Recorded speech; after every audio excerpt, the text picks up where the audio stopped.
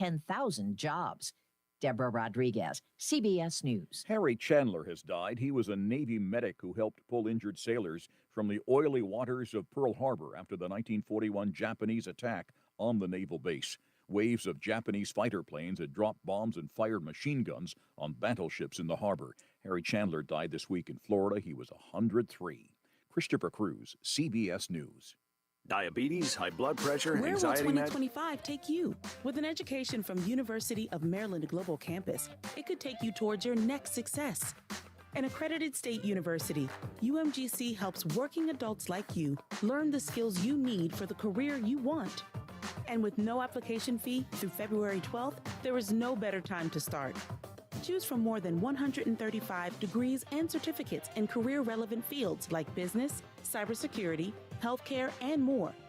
Plus, UMGC offers online and hybrid classes, no-cost digital resources in place of textbooks for most courses, personalized support, and lifetime career services.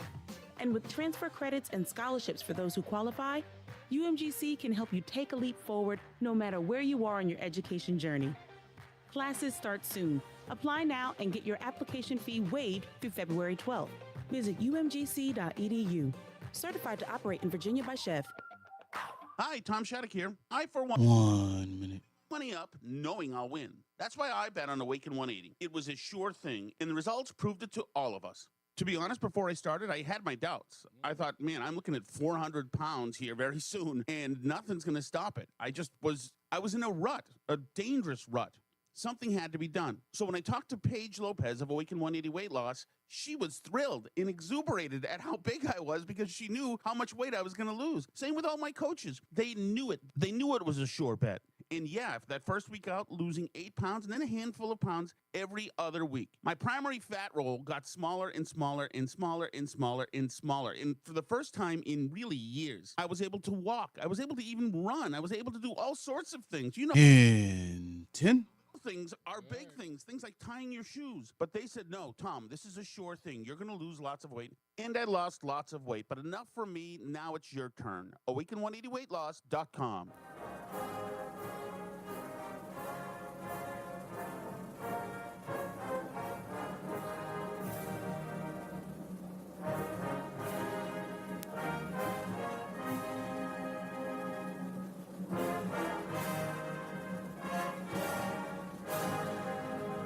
This is Reese on the radio, filling in for Todd Feinberg on WTIC News Talk 1080. The press now they're not really acknowledging their role in the cover-up. They're not acknowledging that they pretended the story wasn't happening on C-SPAN right before everybody's eyes. And all of a sudden it's safe for them to just a little bit say, oh, we kind of missed this story, should have been covered more. I continue to say this is one of the biggest scandals in media history, maybe the biggest in America. And for places like Newsmax, your program, my reporting, I don't think we deserve a Pulitzer for reporting what we could see publicly. But I do think until the organizations that contributed to the cover-up come clean, they can't expect to establish any credibility with the broader public.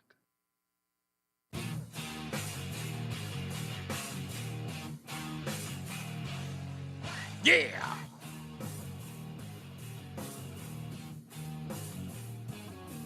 Oh, it's day one, baby. Day one of a new year. It's Reese on the radio on NewsTalk 1080 WTIC. Holla, holla, pop your collar. Happy New Year to you, to yours, to anybody that you know, that I may know, that maybe they don't think that I know, but I know that they are all celebrating a Happy New Year. I will say that, oh, there's my applause. There we go, right off the bat.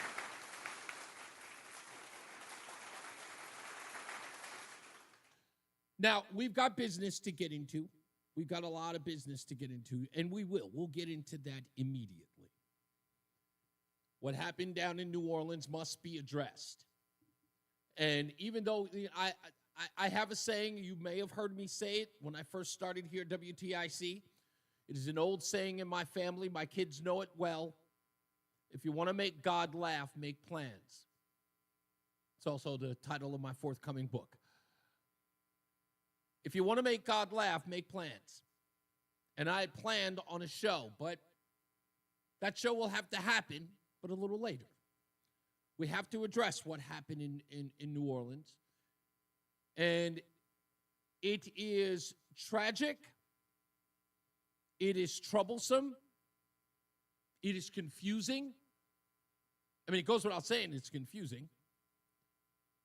I don't know what to make of it.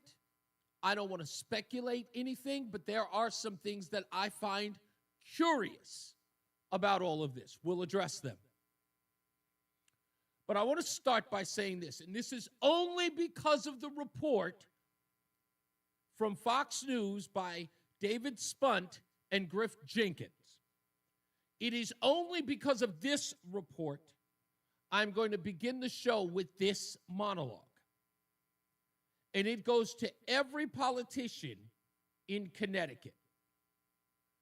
Every politician in Connecticut who has talked about how they are going to push back on the incoming administration with Donald Trump and Tom Homan. I want you to listen closely to this report on Fox News by David Spunt with co-reporting by Griff Jenkins.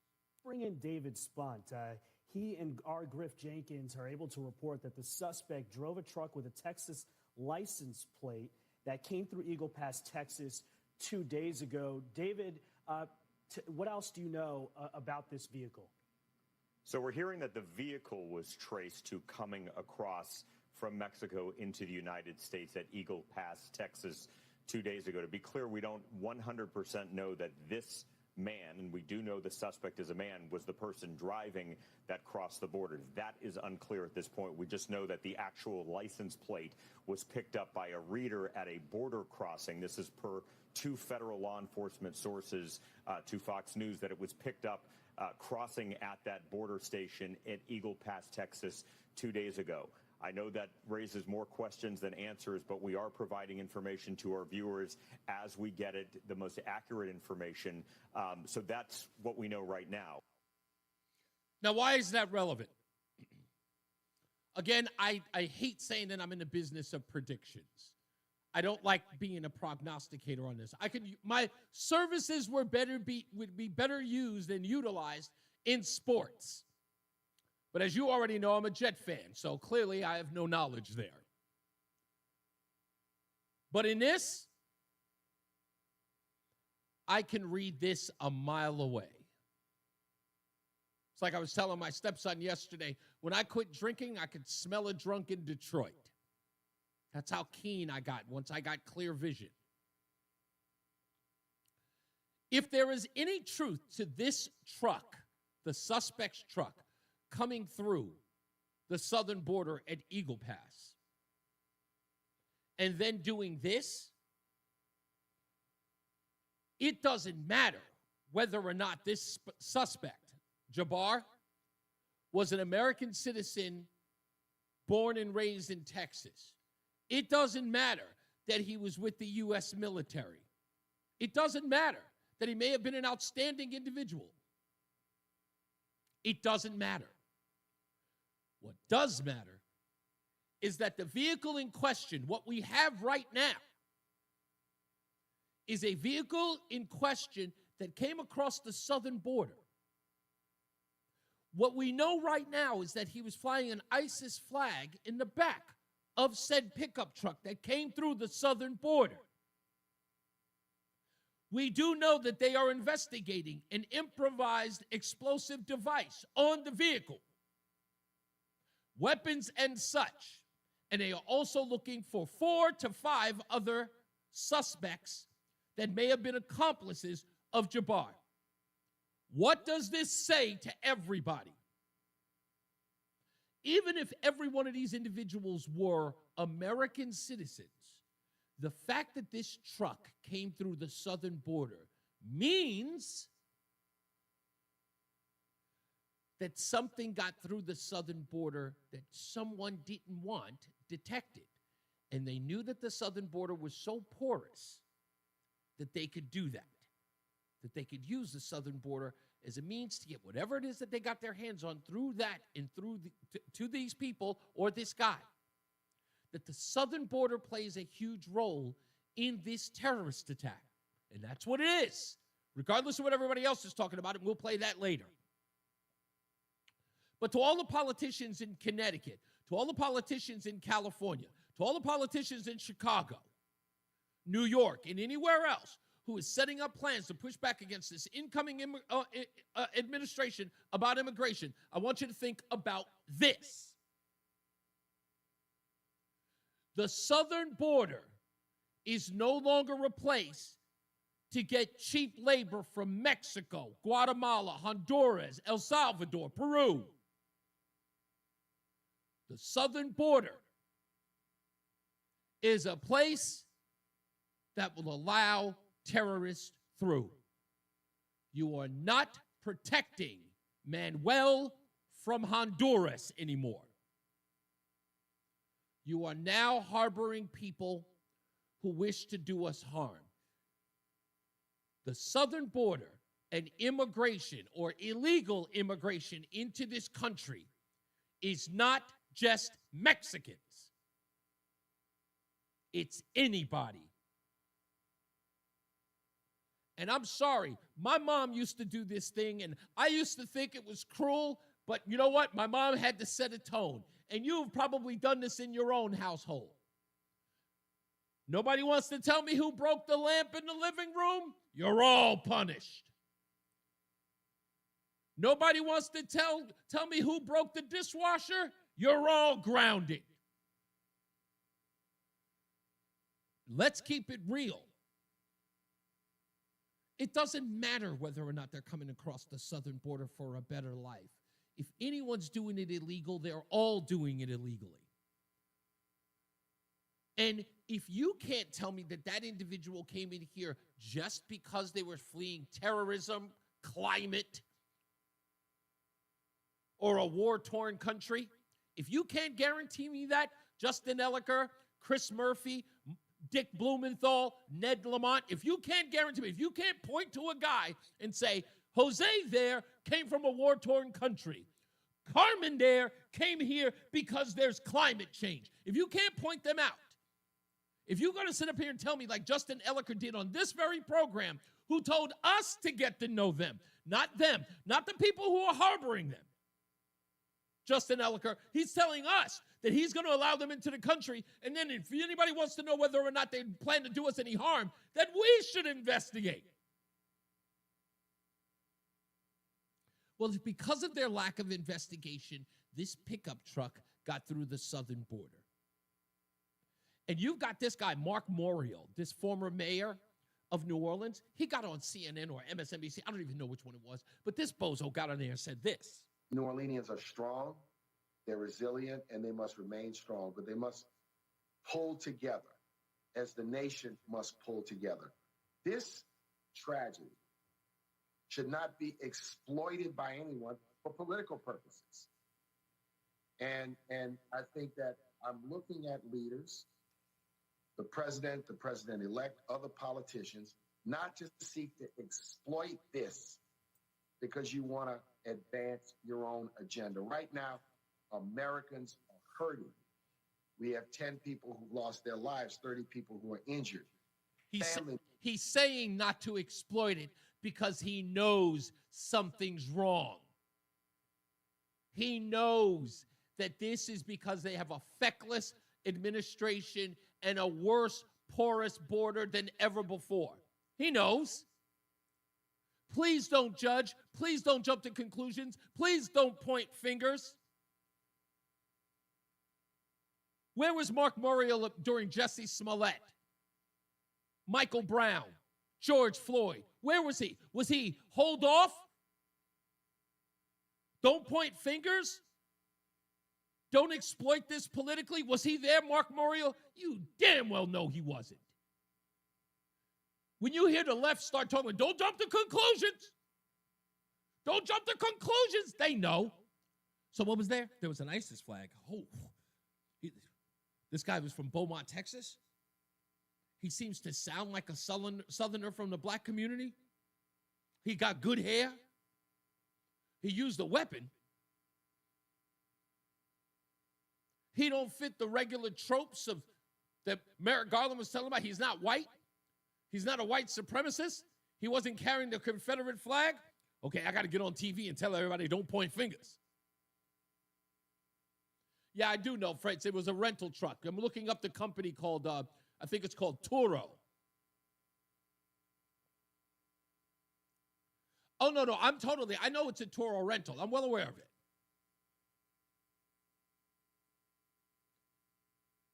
A lot of people are thinking a lot of things. The question is going to be, what was he doing with the ISIS flag? Who are the 4 or 5 suspects that were along with him? The question's going to come up, what was he doing here? What was he doing while he was here? Was he radicalized? Why is he flying an ISIS flag? Who are the individuals he's associated with? I hope every one of you are right. I hope that this was just a case where someone rented the truck, it came through the southern border, and he picked it up like a zip car. By the way, some of you may not know what the zip car is. I know some people in the tri-state area knows what it is. I remember when it first started, the zip car, you could just pick it up anywhere in the street in New York. But I don't know. We'll figure it out. But it begs the question, the reason why everyone else is losing their mind, saying, don't call it a terrorist attack. Cool your jets. Chill out. Listen to this one. This is Juliette Kayyem. She's on, I think it's MSNBC. It may have been MSNBC. But this woman is supposed to be a terrorist analyst for these networks. She is an FBI terrorism expert. Now, mind you, if this was a police officer shooting a black man, we could jump to every conclusion known to man. They could jump so high they could bump their head on the sun. Jump to those conclusions in a heartbeat. But listen to Juliette Kayyem now about the IED that was found in the vehicle. She knows nothing. Listen to what she says. Local law enforcement officials emphasizing this was not a DUI situation. This was, I quote, a very intentional act. Yeah, this was CNN. For more on this, I want to bring in Juliette Kayyem. She's been helping us understand, such that we can, what has been going on this morning in New Orleans. Juliette, talk to me about the FBI coming in and now investigating potential IEDs, potential improvised explosive devices. They didn't say that they had confirmed that they'd found one, but they are looking at this as a possibility. Yeah, so IED is a very broad term, and to the extent that what likely happened is in the car there are things that could be explosive. There are lots of things in cars. It's a pickup car. We don't know what the perpetrator's employment is, and so they are going to call it an IED now. That's what we would call the federal nexus. That's why the FBI is in charge. Because we don't know the intent of the driver. So that's the second question now is this term terrorism, intentional violence. Look, overall, any rational person would look at this and say, this is terror. This is terror on an American city. A few hours after the new year, 10 people dead. It's a party atmosphere. Someone intentionally evaded security precautions, also had a gun, shot 2 police officers. That is different than the legal term terrorism. I couldn't believe I heard it. I couldn't believe I heard it. It was terror, but not terrorism. He jumped out of the car. Oh, and anything in the car can be an IED. Anything. Anything that was in the pickup truck could be considered an explosive. Like what? The fuel tank? Anything in there might be an explosive. So if I have a box of tools inside the truck closer to the fuel tank, is that now an IED?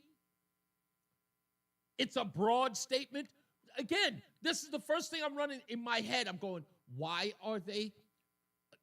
Under normal circumstances, these people jump to a conclusion. They can't stop themselves. Wild horses couldn't keep them from jumping to conclusions. But now, all of a sudden, it's temper. Wait around. Let's not call it anything yet. Chill out. Look at Joe Biden. Remember, his administration was quick. Yeah, there you go, Michael. A big lighter, IED. Look at Joe Biden. His administration, Jussie Smollett, modern day lynching. Today, not so much. Do you understand the reaction across the border? I'm not going to comment on any specific yet at all. I've contacted every agency in the federal government as well as the state. They're all coordinating to get to the bare facts. We know what the facts are. Can you say if he was a foreigner or if he was a domestic? I'm not going to say anything until I get all the facts in front of me. Has the suspect been identified? Completely, night and day. Completely night and day. I don't want to jump to conclusions or anything. I'm always suspicious of people jumping the gun or not jumping the gun for that matter.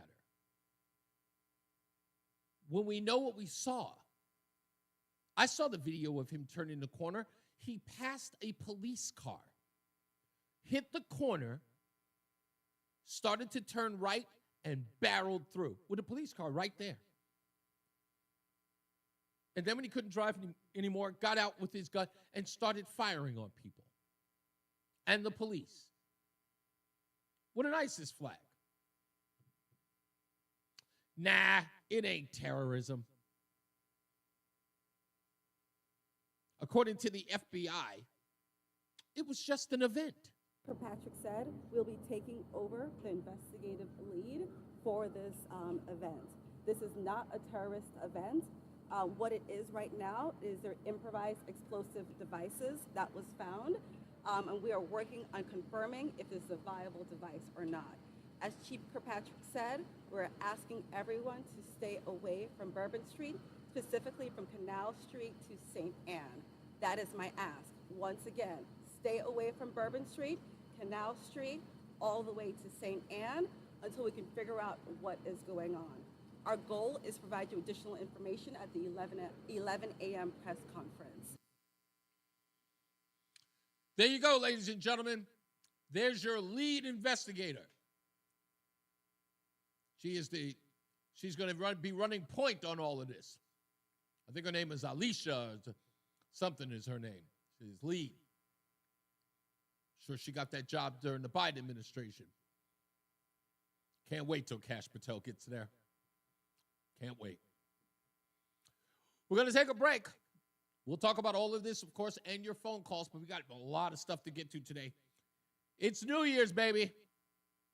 And it wouldn't be New Year's without news. Just wouldn't be.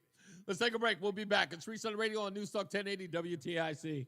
There's a lot happening in Washington and in your local neighborhood. Follow WTIC News Talk 1080 on the Odyssey app to keep up with the latest.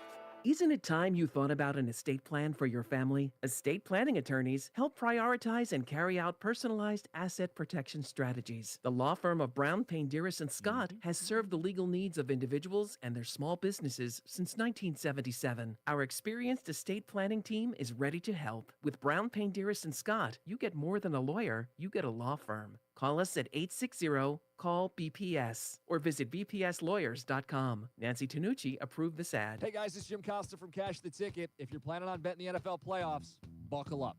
Betting football's hard enough as it is. We're doing the research for you. Understand? That's Cash the Ticket with Mike Valeni and I. We'll be dropping new episodes for every single playoff game. And that's going to be storylines leading into it, so some good football stuff, but also the betting nuggets you're looking for. Sides, totals, trends, How did you establish player that? props. Throw those in there too. Pre-game and Well, a post-game. naked man is all chasing a over the woman through an postseason. alley with a butcher Subscribe to knife. Cash the Ticket on the Odyssey app or wherever you get your podcasts. Are you tired of high cable TV rates? Sign up for Dish today and get a $500 bonus offer while supplies last. Plus, lock in your price for 2 years guaranteed. Call All American Dish, your Dish authorized retailer now. 800-296-1251. 800-296-1251. That's 800-296-1251. Offers require credit qualification, 24-month commitment, early termination fee, and e-auto pay. Restrictions apply. Call for details. There's a price war in the insurance business, and you may be paying too much. Call the Term Lifeline right now and see. You can save 40%. $500,000 plans and up. That's our specialty. Michael A. said, great Michael A. rates. asked Protect if your the family FBI today. Call the Term spokesperson Lifeline was Corinne right now for Jean-Pierre's a free sister. quote. 866-549-TERM. 866-549-TERM. 866-549-TERM. As we kick off the new year, now's the perfect time to plan your remodel with Cristino Kitchens. Whether you're updating your kitchen or bathroom, a beautiful remodel can breathe new life into your space. Cristino Kitchens, located in Glastonbury, is a locally owned business with over 35 years of experience. Our expert team will guide you through every step, ensuring your project is completed with precision and care. Visit CristinoKitchens.com today to get started. Mystic, Hamden, Putnam. When you want local news, turn to WTIC News Talk 1080, reporting on the local stories that affect you. From Manchester to Mystic, Hartford to Hamden, and Putnam to Plymouth, one radio station has your local news and breaking news as it happens. WTIC News Talk 1080. Listen on your radio, smart speaker, and on your phone with the free Odyssey app. Follow WTIC News Talk 1080. Don't miss out on important updates in Connecticut, from breaking need-to-know news, weather alerts, and more. Follow WTIC News Talk 1080 on the Odyssey app now. And now, a WTIC news update. New special report. The FBI believes the man who drove a pickup truck into a crowd in New Orleans this morning, killing 10 people, had help. FBI agent Alethea Duncan. This is an ongoing investigation that's rapidly evolving. Agent Duncan says 42-year-old Shamsuddin Jabbar, an American citizen from Texas, was prepared to do a lot of damage. Weapons and potential improvised explosive devices, IEDs, were located in the subject's vehicle. Other potential IEDs were also located in the French Quarter. As of now, 2 IEDs have been found and rendered safe. CBS's Nicole Skanga says a handgun and an AR-15 style weapon were found, and that's not all. Law enforcement sources telling us that at least 4 IEDs, improvised explosive devices, were recovered from the scene of the crash, and at this point trying to connect the dots to determine whether, those IEDs would have been viable. CBS News special report. I'm Christopher Cruz. Men, the new year is here. And if you're like many of us, you're going to make a resolution to improve your health. But if you're feeling sluggish and low energy, if your sleep patterns are off, if you've been working out and aren't seeing the gains you used to see, making that resolution may not be so easy. This is Dale for Northeast Men's Health. And if you're feeling the way I just described, we can likely help you with that resolution, because those symptoms probably mean you're suffering with low testosterone. And at Northeast Men's Health, we're experts in treating this condition. With our low T protocols, if you're like most men, the change will astound you. You'll feel more energy and better mental clarity. Your sleep will improve. Your workouts will be better, and you'll likely find your sex drive goes up as well. So call us today and get treated for your low T. Your initial visit is only $99 and includes blood work and a medical consult. And if you start on testosterone the day of your appointment, your visit is free. Call 800-930-5956 or go to northeastmenshealth.com. We have 5 offices: Salem, New Hampshire, Dedham, Marlborough, Woburn, Farmington, Connecticut. Always still look at myself as a high-performing athlete, even at 40 years old. And so I want to go able to run and run fast and do things that I could 15 and 20 years ago. And it was getting to the point where the pain was starting to limit that. Pain attacks people from all walks of life, not just former professional athletes like Bobby Carpenter. That's where QC Kinetics non-surgical treatment steps in. And now that the pain is gone, I've been able to go and do the stuff that I love and run fast and run sprints and try to get back to where I was. QC Kinetics regenerative treatments use your body's own healing properties to deliver long-term relief without surgery. Now, being able to go and work out and do the stuff that I want to do and challenge my body, it's made me a better person, a more pleasant person to be around. Don't wait. Call QC Kinetics for your free consultation today. QC Kinetics. Call QC Kinetics, 860-440-PAIN. That's 860-440-PAIN. 860-440-PAIN. 1 minute.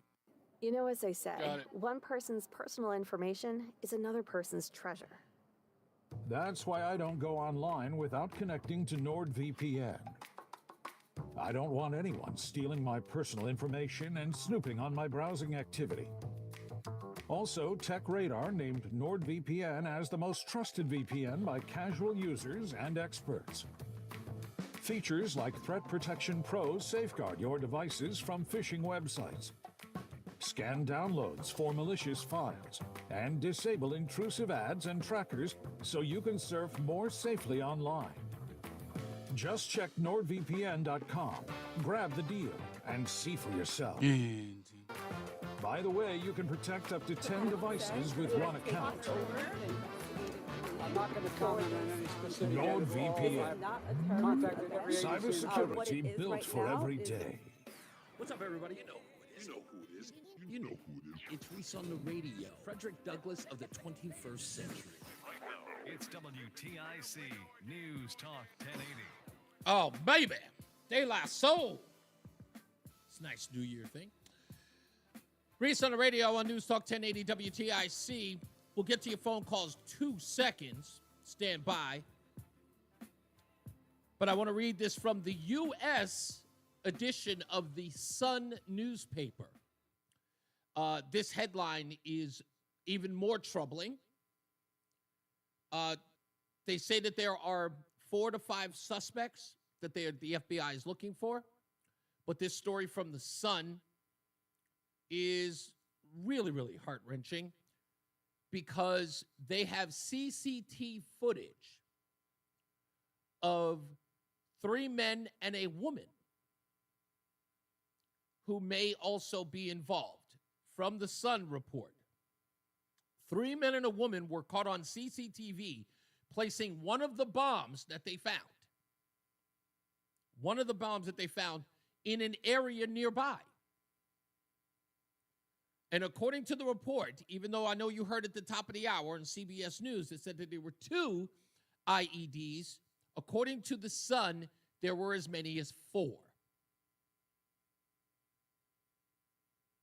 Now, again, I'm speculating on this, but I'm listening to what people are telling me, and I'm sorry. I've had 7, 8, 9 years now to listen to what the news media says and what these sources say, and it always goes back to another thing that they're not telling us that turns out to be true. Again, not much of a prognosticator. I would suck picking your favorite basketball team to win the finals. But this stuff is pretty easy. This one, and I'm looking at this company called Toro. This is the rental company that you can rent pickup trucks, cars, and I went there. It's just like Zipcar. You guys got to know what Zipcar is because it's up the East Coast. I remember when Zipcar was first introduced into New York.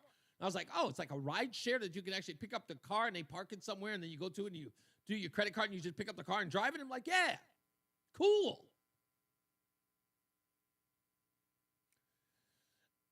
Alethea Duncan, that's the woman you've been hearing talking. An assistant special agent in charge. We're aggressively running down every lead, including those of his known associates. The FBI said that the ISIS flag was found attached to the white pipe sticking up from the hitch of the rented Ford pickup. Pipe bombs were found inside the car and concealed within coolers and were wired for remote detonation. Not a terrorism attack. Remote detonation, not a terrorist attack. 2 other bombs were found in the French Quarter. It added the force now checking whether they were viable. 3 men and a woman were caught on CCTV placing one of the bombs, the AP report said. The FBI said that the 3 a.m. attack is being investigated as an act of terrorism, and they are investigating Jabbar's associations and affiliations. Another flag also appeared to be attached to the pole in the back of the truck.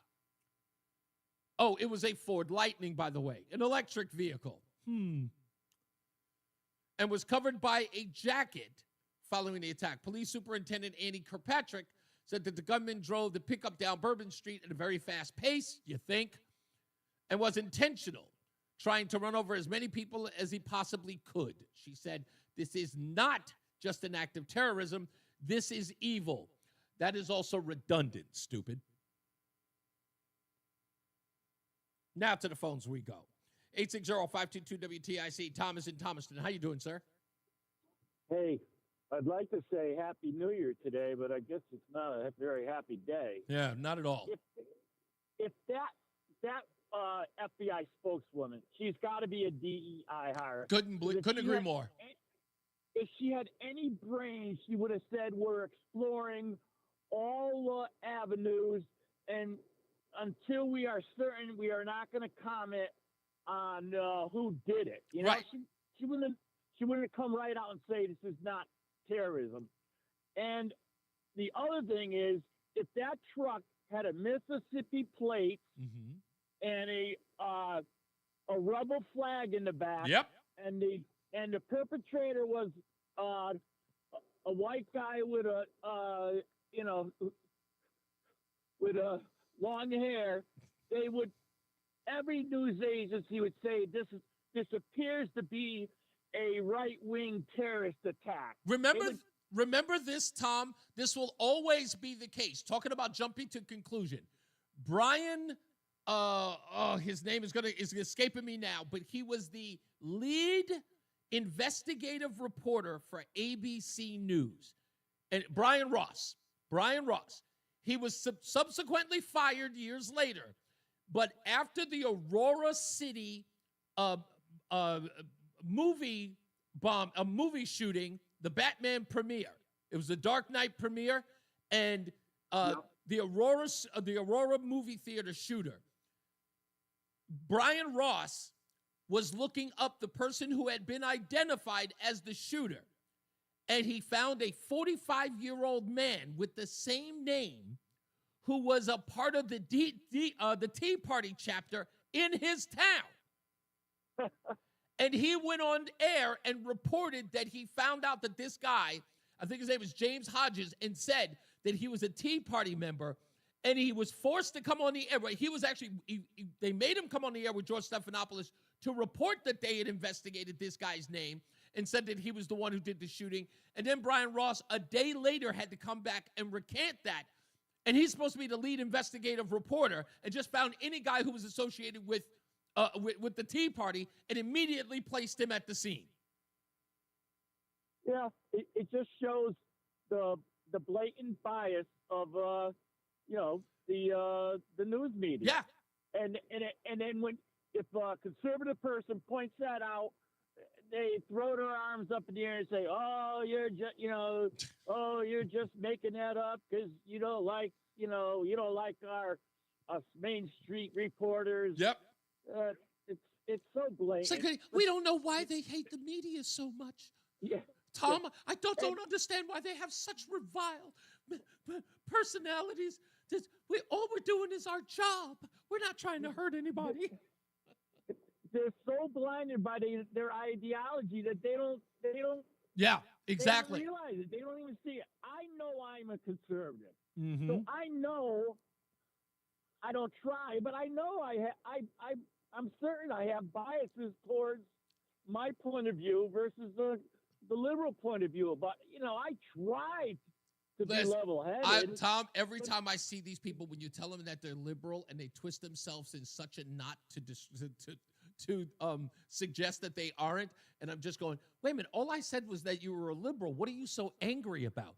Like, is being a liberal so vile that you want, like, it's like somebody put, like, a booger on you? Like, calm down. It's okay. I know I'm a broken record on it, but that's what bothers me about Brian in the morning. I mean, he's a nice guy and he's a good reporter, but he won't say he's a liberal. It I don't know whether or not he is, but I'll just say I think he's a skeptic. I don't know. I'm teasing. Yeah. Thank you, Tom. Let's go to White Mike in Florida.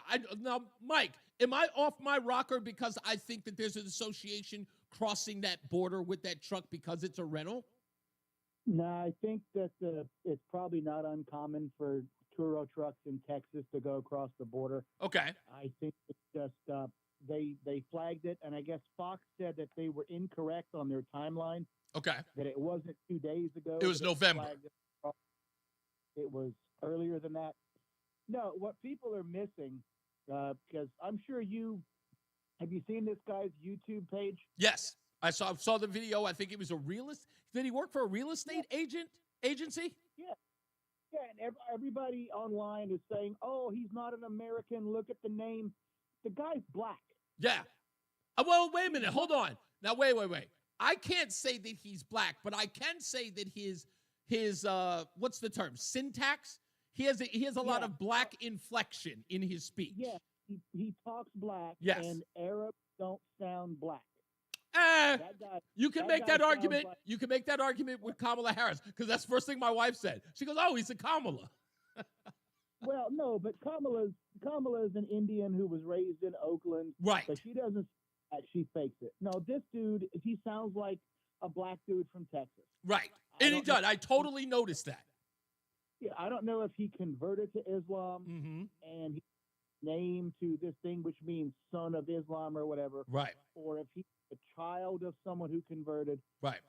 You know, but this dude, I can tell you right off the bat that, first of all, the one thing that I noticed, and you're 100% right, when I heard his voice, I was saying to myself, first of all, that name was like, wow, clearly a Muslim name.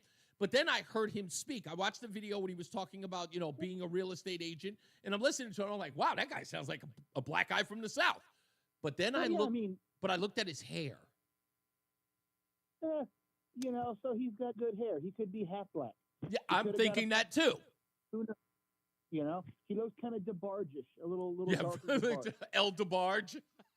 But but I think that may be part of why they panicked and tried to squash this thing, and how this woman, who's the FBI agent, has the sheer hubris. That's not what they're looking for.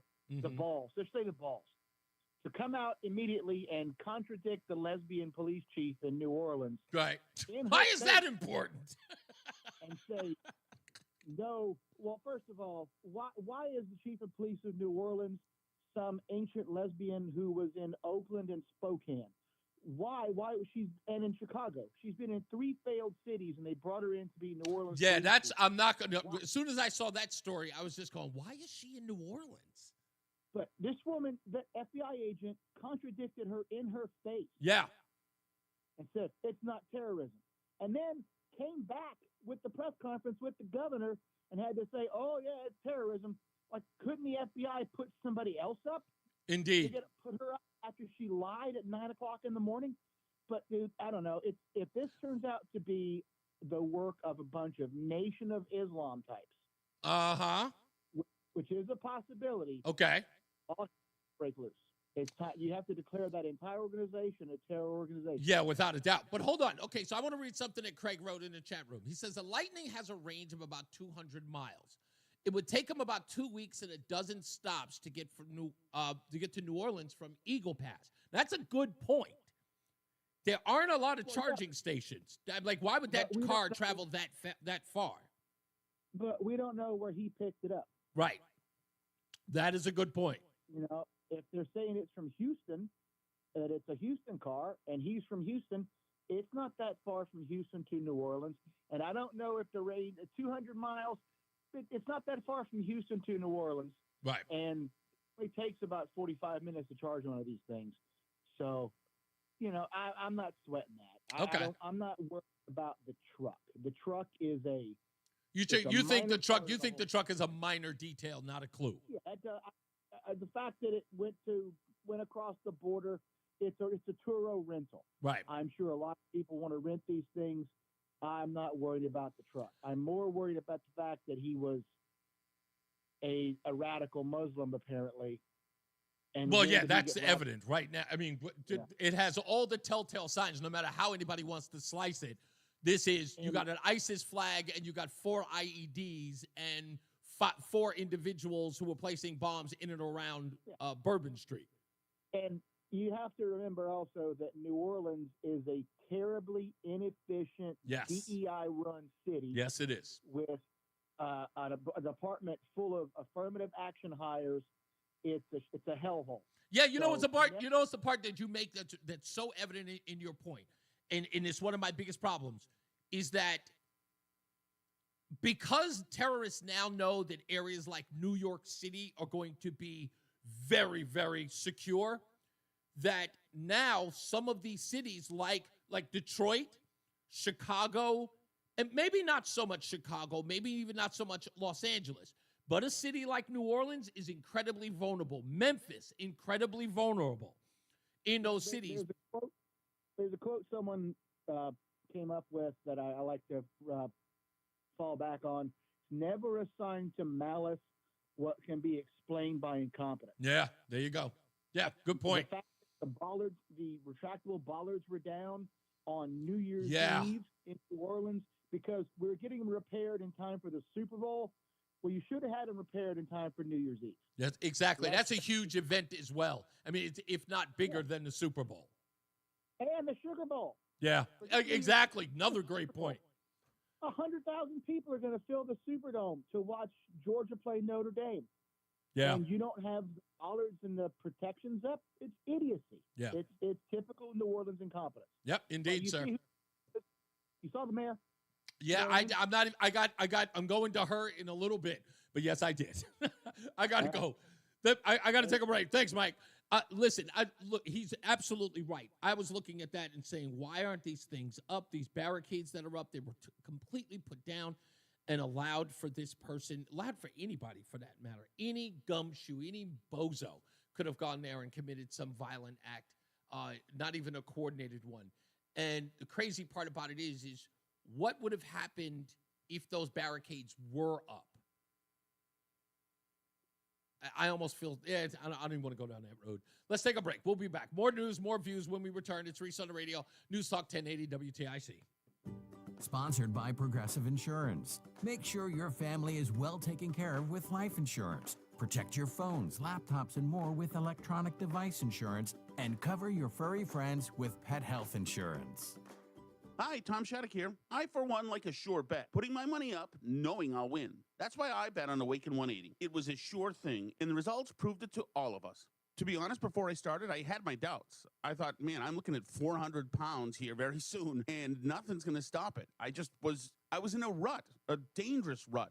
Something had to be done. So when I talked to Paige Lopez of Awaken 180 Weight Loss, she was thrilled and exuberated at how big I was because she knew how much weight I was going to lose. Same with all my coaches. They knew it. They knew it was a sure bet. And yeah, if that first week out, losing 8 pounds and then a handful of pounds every other week. My primary fat roll got smaller and smaller and smaller and smaller and smaller. And for the first time in really years, I was able to walk. I was able to even run. I was able to do all sorts of things. You know, when you're really, really big, the little things are big things. Things like tying your shoes. But they said, no, Tom, this is a sure thing. You're going to lose lots of weight. And I lost lots of weight, but enough for me. Now it's your turn. Awaken180weightloss.com. Hi, I'm Ryan Blaney, a third-generation. 1 minute. And we dedicate a lot of our time to going as fast as possible. Going to the top, ain't no traffic or nothing. My dad and I started racing, and I'm really proud to follow in his tracks. But when my grandpa was diagnosed with Alzheimer's, it was a very unexpected bump in the road for us.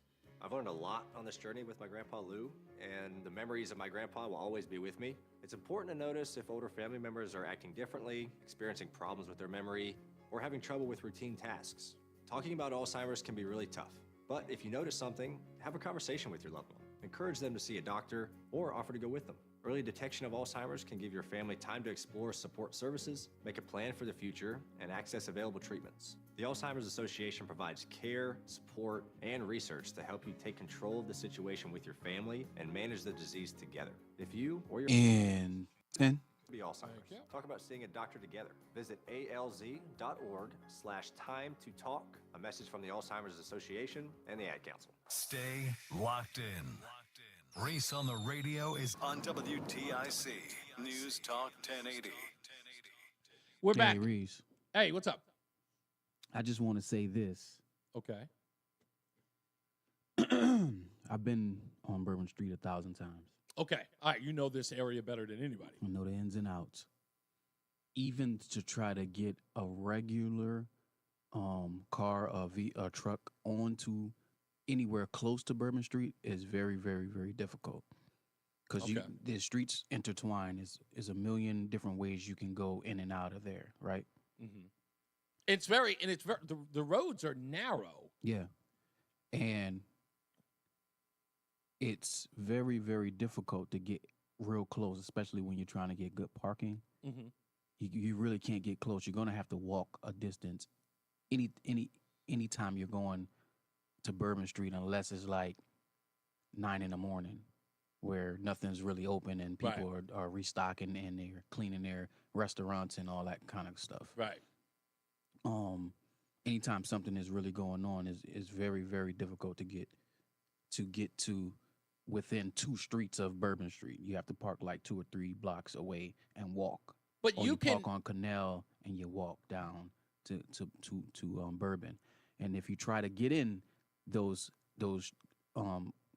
like in between streets and connecting streets, there are always police on horse. There are always cop cars. There's always barricades. There's always a blockage to they turn it into a walking area, right? It's not like to limit the amount of car traffic. It's meant for walking and the cops with their horses. That's what it's meant for. That's why they block everything off. So is it fair to say, or even reasonable to think or suggest that this was kind of staked out ahead of time? Like this was not random. No, it wasn't. This was a planned event. Yeah, I'm this certain. Was a planned down to the T event and with some help. So I believe they had some local help, and that's an area I feel they should be looking in as well. Yeah.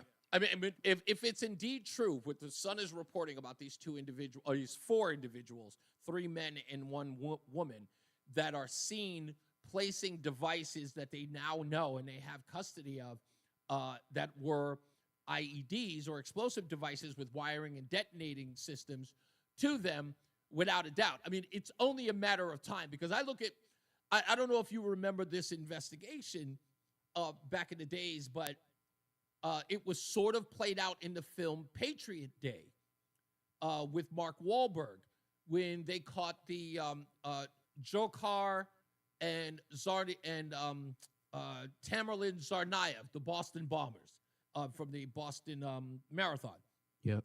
And if you watch how they broke down the footage, how they caught each of those individuals from the CCTV cameras, even though this is at night, I'm sure they've got the technology to sort of like clean out the blurs and get all that stuff. Oh, absolutely. So whomever it was that was there that night, those people are going to be identified. But I got to be honest with you. I feel like it. Look, and again, if I'm wrong, I can take the L. This might be my first L of the year. But something says to me that whoever was involved in this, somebody didn't belong here. Unless this is domestic terrorism. I mean, because no one... Oh, I'll put it this way. Let's go back to what White Mike said, which is probably one of the most biggest leaps in the world. But I don't ever doubt Mike when he says stuff like this. If it turns out that the 4 individuals who were on CCTV cameras were African Americans, forget about it. This conversation goes in a different direction. It goes in a direction nobody wants. And it's a conversation people are going to be, it's going to be the hardest conversation the news media and politicians are ever going to have in a lifetime. And I think this was supposed to be bigger than what it turned out to as well. You think the results of this attack were supposed to be bigger? The plan was for it to be a whole lot bigger, yeah.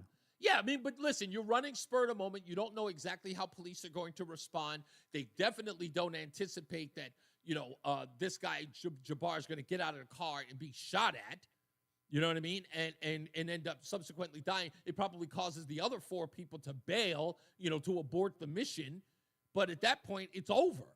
Yeah, it's just sad that it was a big event because it was for the Notre Dame, Georgia college game, football playoffs. So it was a lot of tourists that flew in for that. And I'll tell you this, right now, the FBI and the local police and this administration, this is like the closing. This is the bookend to this administration. This could be the thing that defines what this presidency was. And we still got less than 20. What do we got? 19 days left. And this administration is going to have to deal with this for the next 2 weeks. Going on 3. This is not the bang you want to go out with. No, you do not. Exactly. You do not want to go out on this one. This is going to be a tough call for a lot of them. But again, I'm not, listen, Mike's scenario scares me because of what's going to be as far as the conversation is going to be. I'm got to be ready for it no matter what. If it turns out that this is like Nation of Islam, crazy, radical Muslim inside the United States kind of stuff, that's a conversation. But if it turns out that this is coming from the border, if there's any association with that border, that's another conversation that people are not going to be able to recover from. Yeah, we got to go. Yeah, all right, we got to take a break. All right, we'll be back. Top of the hour is coming up soon. Your phone call. Stay on the lines. We still got you. All right, it's Reese on the radio on NewsTalk 1080 WTIC. WTIC is 99 and throwing a year-long celebration to 100 years on the air. This is WTIC and WTIC FM HD2 Hartford. Always live on the free Odyssey app. 22-year-old Shamsuddin Jabbar, an American citizen from Texas, drove a rented pickup into a crowd, killing 10 people. FBI agent Alethea Duncan. We do not believe that Jabbar was solely responsible. We're aggressively running down every lead, including those of his known associates. Jabbar shot at police, wounding 2. Superintendent Ann Fitzpatrick. Our officers stood strong. They did not run. All right, so no traffic and stuff today, and Okay. so you're going when you come back. Learn that. Going to go. I'll just play all the commercials, and we can go all the way to the bottom. Got it. Catch these people. Catch these people. CBS News national security contributor Sam Vinograd says law enforcement agencies nationwide are now on alert. The FBI did conduct that call to share what they know at this time and also to encourage law enforcement partners around the country to remain vigilant for any associated threats. Those associated threats could be related to the actual attacker in this case. Perhaps he was in touch with others about perpetuating similar attacks, or others typically are inspired by high-profile mass casualty events and may seek to implement attacks of their own. Louisiana Governor Jeff Landry says heightened security would have been in place beginning Thursday. Ironically, in preparation for the Super Bowl, I had intended to issue an emergency declaration tomorrow so that we could bring all of our federal, state, and local agencies to bear in preparation for the Super Bowl and Mardi Gras. Security was heightened at the Rose Parade in Pasadena, California today in light of the attack in New Orleans. Security is also being heightened in Atlanta. Following the deadly incident in New Orleans, the Atlanta Police Department says they have decided to deploy additional specialized units and more personnel to Midtown and downtown Atlanta ahead of the Peach Bowl at Mercedes-Benz Stadium tonight. The department says they are doing this as a precaution to ensure the continued safety and security of residents and visitors. More than 70,000 people are expected to be in the city for the matchup between Texas and Arizona State. Jonathan O'Brien for CBS News, Atlanta. The Sugar Bowl was scheduled to be held in New Orleans tonight, but it's been postponed 24 hours. In light of the attack, both games are part of the NCAA college football playoffs. A huge explosion of illegal fireworks has killed 3 people in Honolulu. The mayor today says that more than 20 people have been hurt, some of them seriously. The stock markets have been closed today. They will, however, be open tomorrow and on Friday. This is CBS News. Brought to you by Progressive Insurance. You could save big when you bundle your auto, home, motorcycle, RV, or boat. Visit Progressive.com.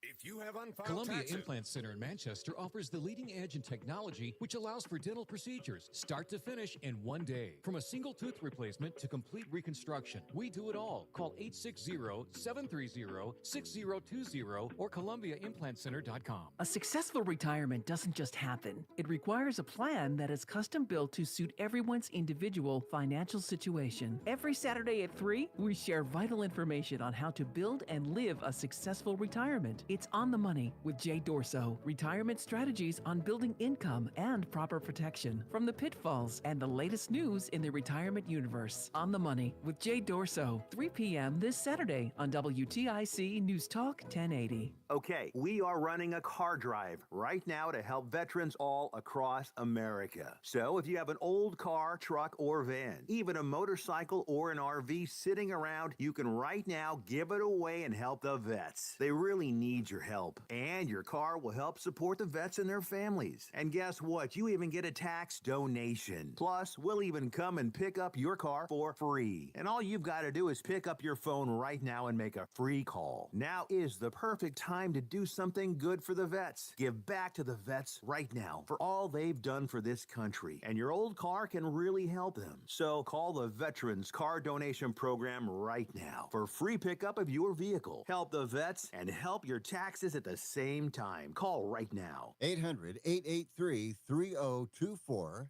800-883-3024. 800-883-3024. That's 800-883-3024. You know, as they say, one person's personal information is another person's treasure. That's why I don't go online without connecting to NordVPN. I don't want anyone stealing my personal information and snooping on my browsing activity. Also, TechRadar named NordVPN as the most trusted VPN by casual users and experts. Features like Threat Protection Pro safeguard your devices from phishing websites. Scan downloads for malicious files, and disable intrusive ads and trackers so you can surf more safely online. Just check NordVPN.com, grab the deal, and see for yourself. By the way, you can protect up to 10 devices with one account. NordVPN. Cybersecurity built for every day. Radio responded to the challenge of minute. kinds of programming to show it could do things TV couldn't. One new format was the call-in talk show. While technically call-in shows were possible long before the 50s, radio was carefully scripted, removing any chance of spontaneous listener-announcer interaction. Out of necessity, radio was becoming more relaxed, and in August of 1954, WTIC started to air The Miller Party Line, hosted by Ross Miller and his wife, Betty. They talked with people from all walks of life, from sports to entertainment. With this show, WTIC started a format that became the mainstay of AM radio. In 1949, WTIC launched 2 more call-in shows, Mike Line, a radio roundtable where listeners responded to other listeners' questions and comments, and What's Your Opinion, the first issue-oriented call-in show. Talk radio as we know it started right here on WTIC. The United Way is proud to sponsor this moment in WTIC's history. All right, here we go. United to End Poverty. Learn more at unitedwayinc.org. You're listening to Reese on the Radio, filling in today for Todd Feinberg on WTIC News Talk 1080. And we're back. Let's get right to the phones. 860-522-WTIC. Joe's in New Hampshire, buddy. What do you got? Were you waiting for me to hang up today, Reese? I've been on the line for an hour and 10 minutes. Everybody's on the phones, man. They're waiting for the show. What do you got? Did you see the press conference in New Orleans about an hour and a half ago? I guess it's been. You talking about the one with Joe Kennedy? Or Yes. John Kennedy, I should say. I keep calling him Joe. John Kennedy. Yes, of course. I'm actually watching it right now where he shoved the FBI agent out of the way to take the microphone. Yeah, well, you know how he feels. He mentioned Mayorkas and how he was restrained with what he said to Mayorkas because, Mayorkas is a DEI incompetent. But what was the first thing that hit me with that FBI investigator, the 25, 26-year-old female that said there was no terrorism at the first press conference, and then she kept her mouth shut 4 hours later. She probably was told she can't say that anymore. She probably had to be told that. But what was your first impression of her? It hit me immediately. Who does she remind you of? Minus one detail. Well, if you're thinking Corinne Jean-Pierre, I didn't get that impression until someone else mentioned it. Oh, absolutely. if Corinne Pierre had normal hair color, they're like 95% identical. I don't even, you know what I don't get? Why? She's an assistant. She's not even the lead. She's like a deputy. Well, she's not even a lead person. Well, she's a DEI, and they want a DEI in on this because the mayor and the governor, he's an embarrassment as a spokesman. You hear the governor trying to defend what's going to be done. The Democrats always create the problem. They set the situation up, and then when disaster hits, this happens all the time, even in Connecticut. Listen, their response to it, do you know what their biggest problem is? Is that they're responding to it politically instead of just giving people answers that they know. You know, by trying to predetermine it as it isn't a terrorist attack, that's the first faux pas, right? Trying to quell everybody's concern by saying it's not a terrorist attack, even though that part of the investigation hasn't even begun. Then to let other things come out that contradict their earlier claims shows how incompetent they are. You can't turn around. And then they say there's no political motivation. That's why we're not calling it a terrorist attack. So the ISIS flag does not constitute a political aim. Like that FBI agent knew that ISIS flag was in the Indeed. truck when she said, I mean, that was one of the first things they found 5 hours before the second news conference, and then she came out and said it wasn't a terrorist attack. You see an ISIS flag in a truck that committed, that atrocity. You're gonna say it's not a terrorist attack with an ISIS flag? I know She should it's be taken out of her job, and I don't know where they're gonna put her. Well, listen, that's the beauty of that is again, every person that you hear talking today that is part of the administration or the FBI, whatever the case is, you can damn well bet if they're not fired, they'll be reassigned. Now, their main concern, what did you get out of the feeling? Their main concern going forward, they're going to fix the problem that should have been fixed already before it happened. I think the biggest issue for everybody right now, if I'm the FBI or any people like in law enforcement right now, one, stop it with the press conferences. You don't need to be in front of a camera. Hunt and locate those four people, the three men and that women, locate them, and then come back to the cameras. That's all. Did you see that second press conference? After three questions, the mayor or somebody said, well, these questions just are redundant. We've already told you we can't answer what you're asking. We're going to have to close this press conference. Did you hear the press erupt into craziness? And that's exactly, because that's what people were talking about. I'm watching that on Twitter as well. And again, the reason for that is because everybody thinks that these cases are done in sound bites for the news media. It's not about that. And I wish that the law enforcement apparatus at this point, local and federal, need to get away from the cameras because they know nothing. And we've learned that more and more that they keep talking. We keep finding out the opposite of what they're reporting to everybody else. So I would say, look, if they don't want people to point the finger, if they don't want people to jump to conclusions, shut up and do the investigation to find out who they are, who he is, and what motivated him.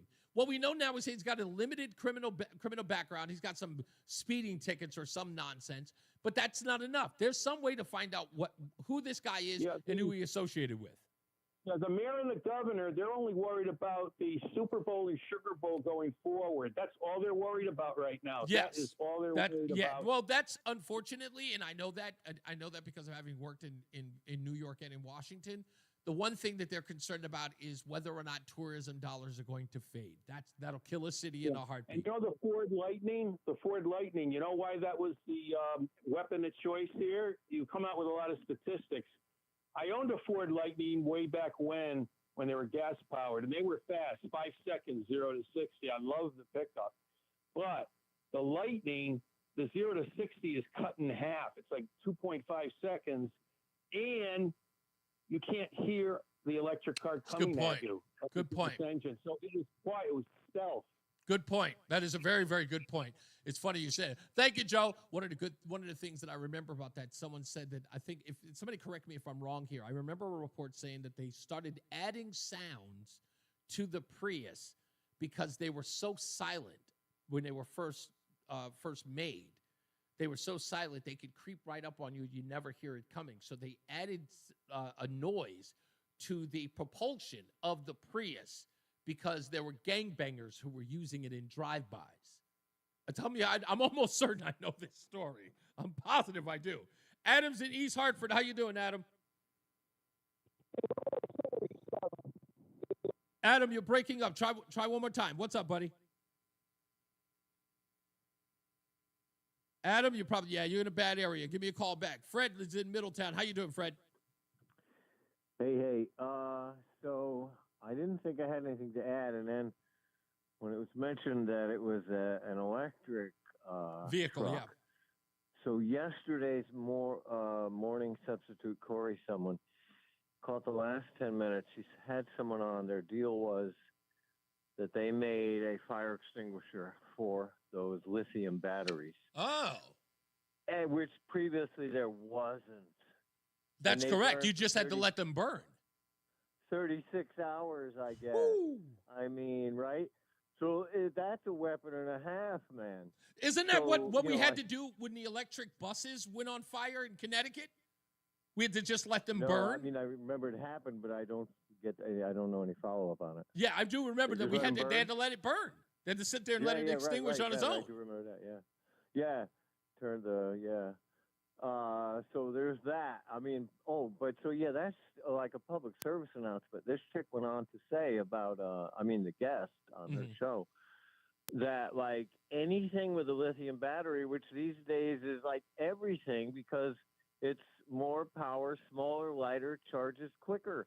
And leaf blowers and everything have them, and anything that you do plug in and charge, if it has a lithium battery, don't leave it plugged in. Bring it to maybe even 99%. Never leave stuff plugged in because something's actually happening, and it's like getting like hotter, as it were. Yeah, that's a burn. That's a burn you don't recover from. If I'm right, help me if I remember this correctly. And I don't know if this is true. Now I know lithium has been around for a long time. But am I right here, Fred, in saying that there used to be a AA lithium battery that you could recharge? That we used to use for like Walkmans and stuff like that? Am I right about that? I can't tell you for sure. It sounds right. And real quick on a lighter note, that Alicia Duncan chick, I'm sure you spell that Dunkn just like the donuts, right? Yes, that's the only thing you spell right on her name. Yeah.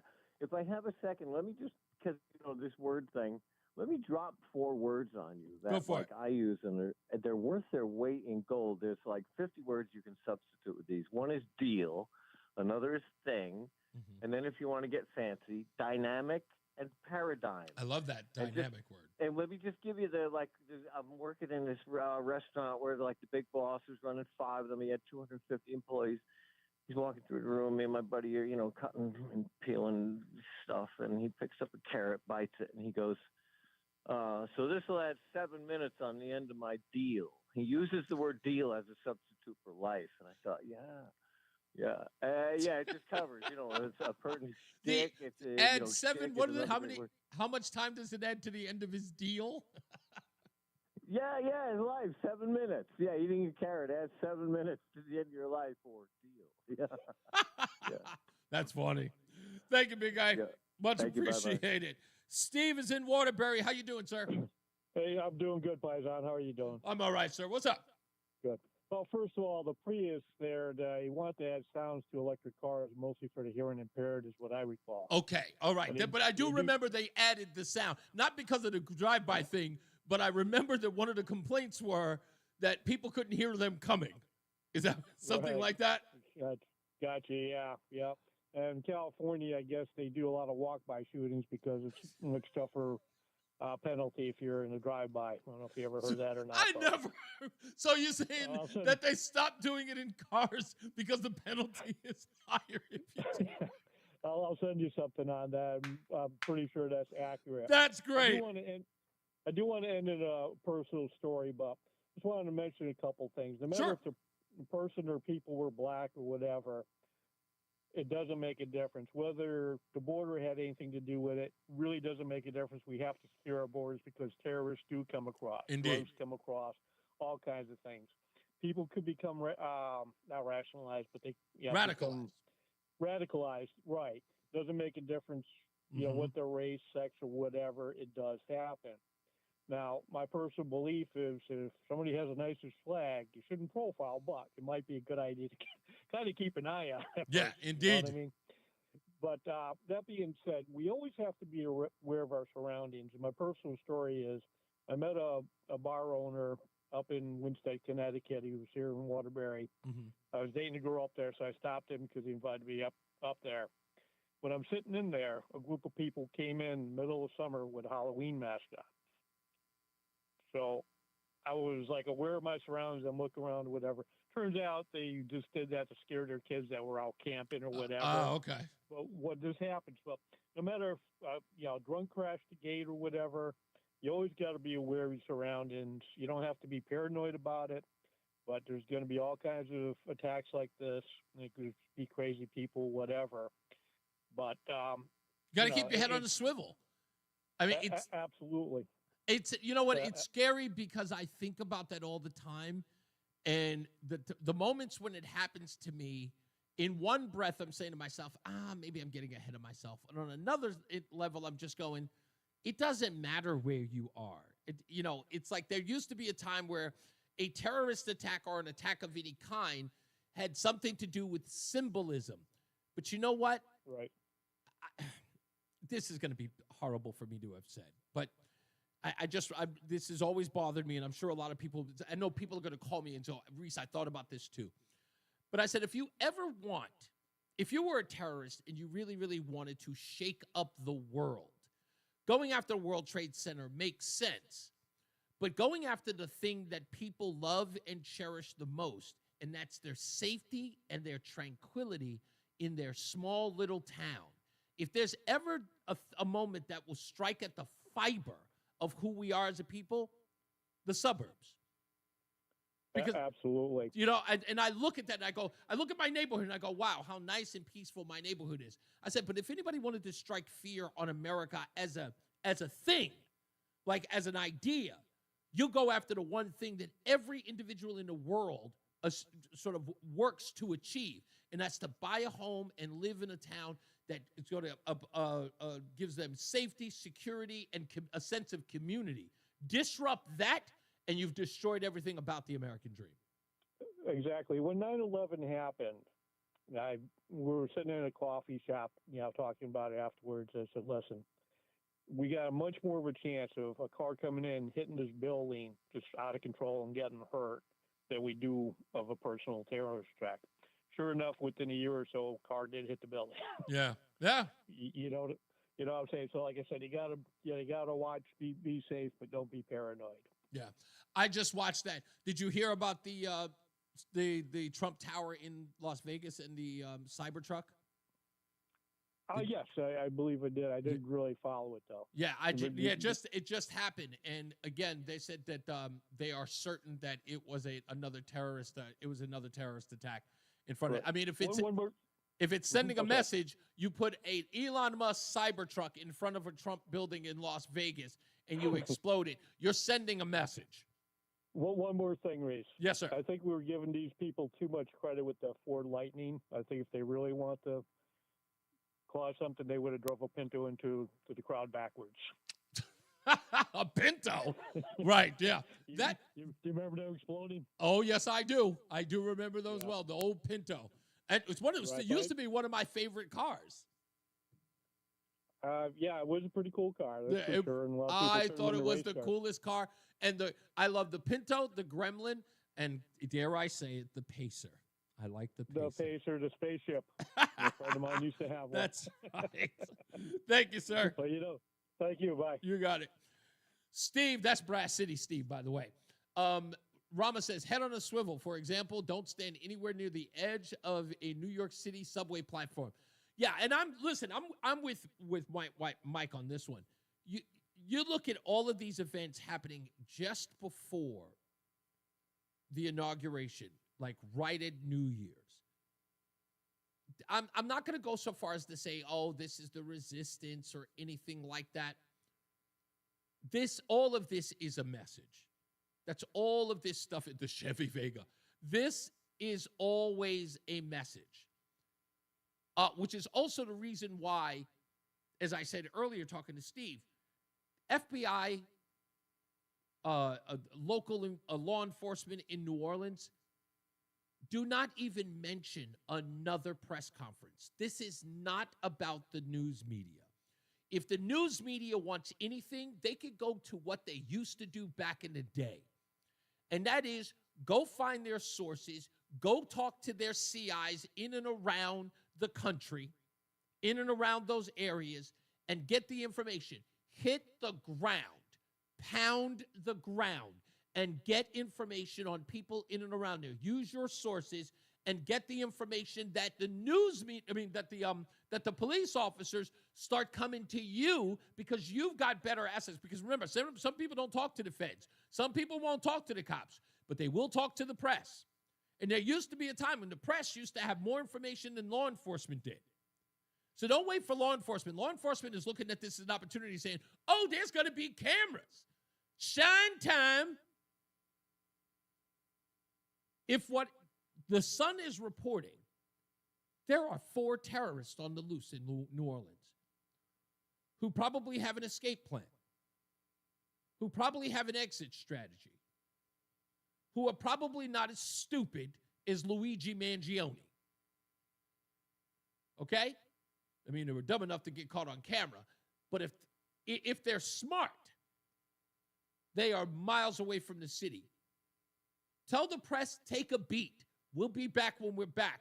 But we need to, this is an official terrorist attack on New Year's Day. You got 15 people dead according to Drudge Report. People are still reporting it's 10. I got 15. Some reports say 12, but I've got 15 sitting up here on the copy on Drudge Report. In fact, yeah, I'm there now. 15 dead, 25 hospitalized, which means that some of the people who are in the hospital have passed. So you've got, this is a big deal. So treat it as such. Forget about the cameras. Yeah, and I did see that. This terrorist, and that's what we'll call him, was a Democrat donor. That never ever bodes well. I'll even go so far as to say, if this guy is one of these Free Palestine yucks, man.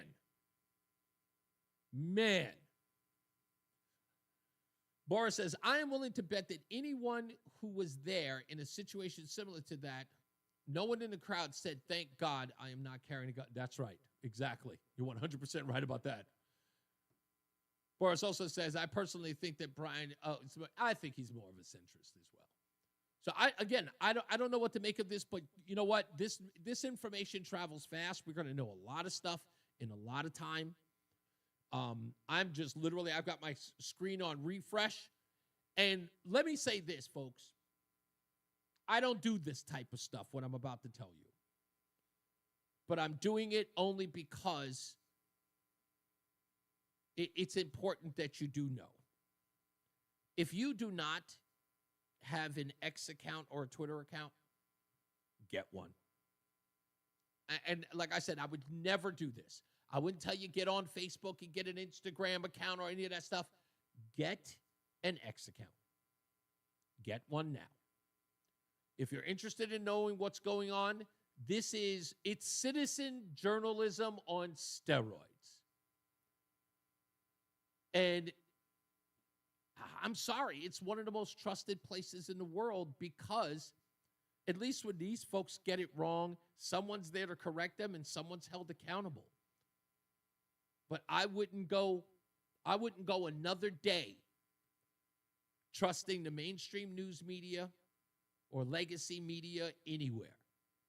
And that's right, Fritz. Join freedom fighters when you get there.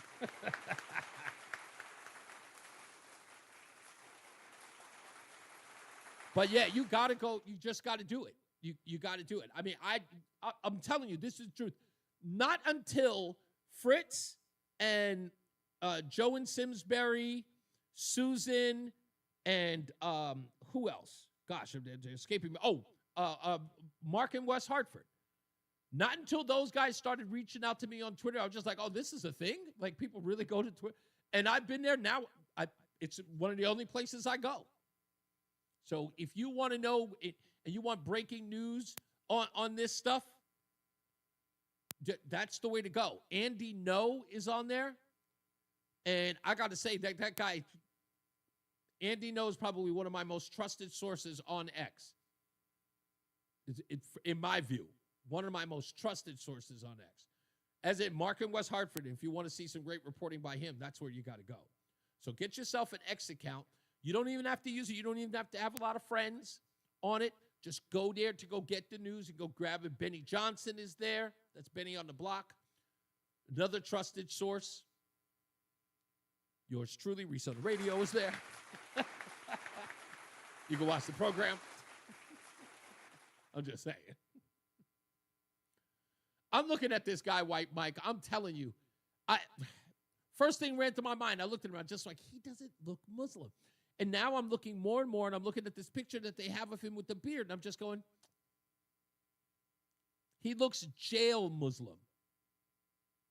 And for those of you who don't understand what that is that a lot of African Americans, when they go to jail, they come out being Muslim. Next thing you know, they got they've shaved their heads, and they're wearing a lot of Muslim garb. Just call it jailed Muslim.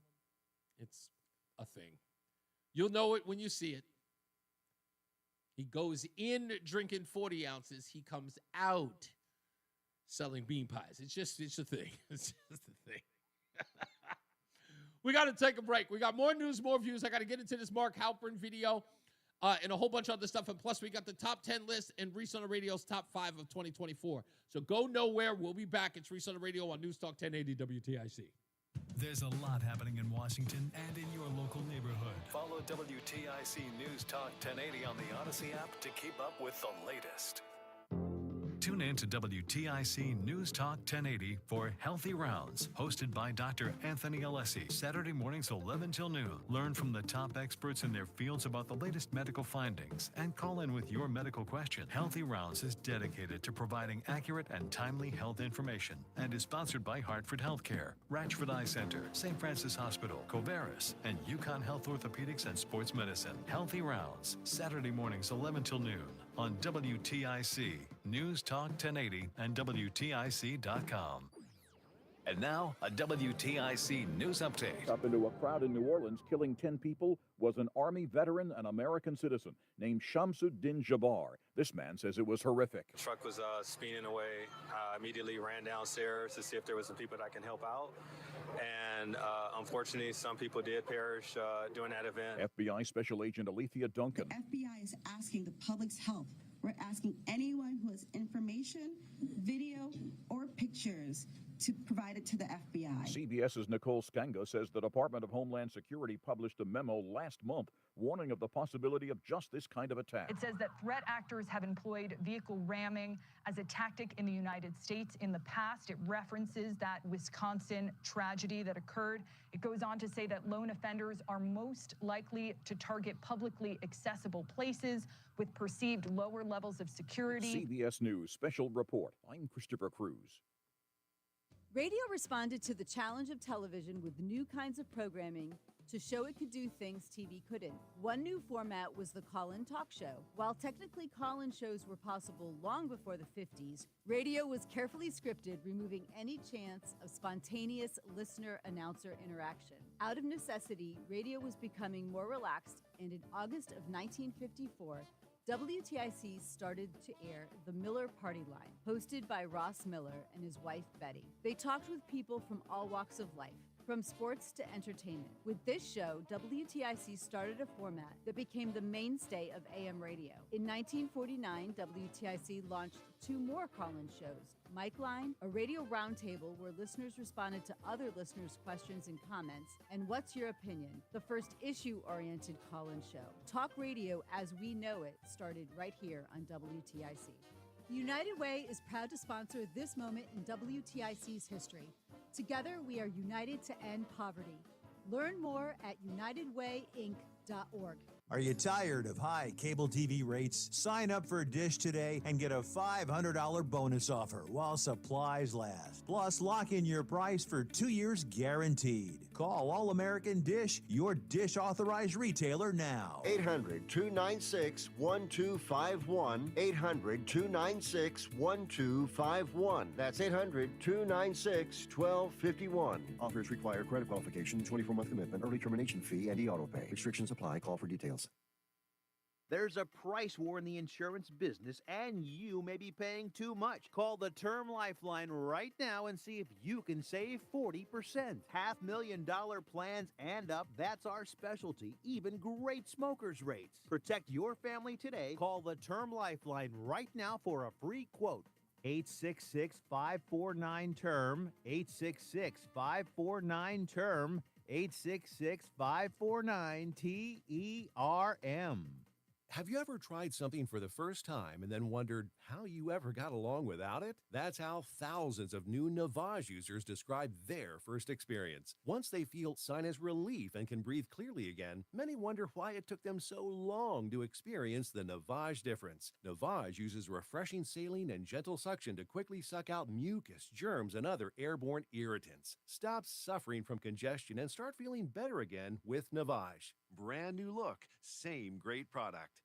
You know, as they say, one person's personal information is another person's treasure. Exactly. That's why I use NordVPN every time I surf the web. Features like Threat Protection Pro's safeguard devices from phishing websites and disable intrusive ads and trackers. Just check NordVPN.com, grab the deal, and see for yourself. NordVPN.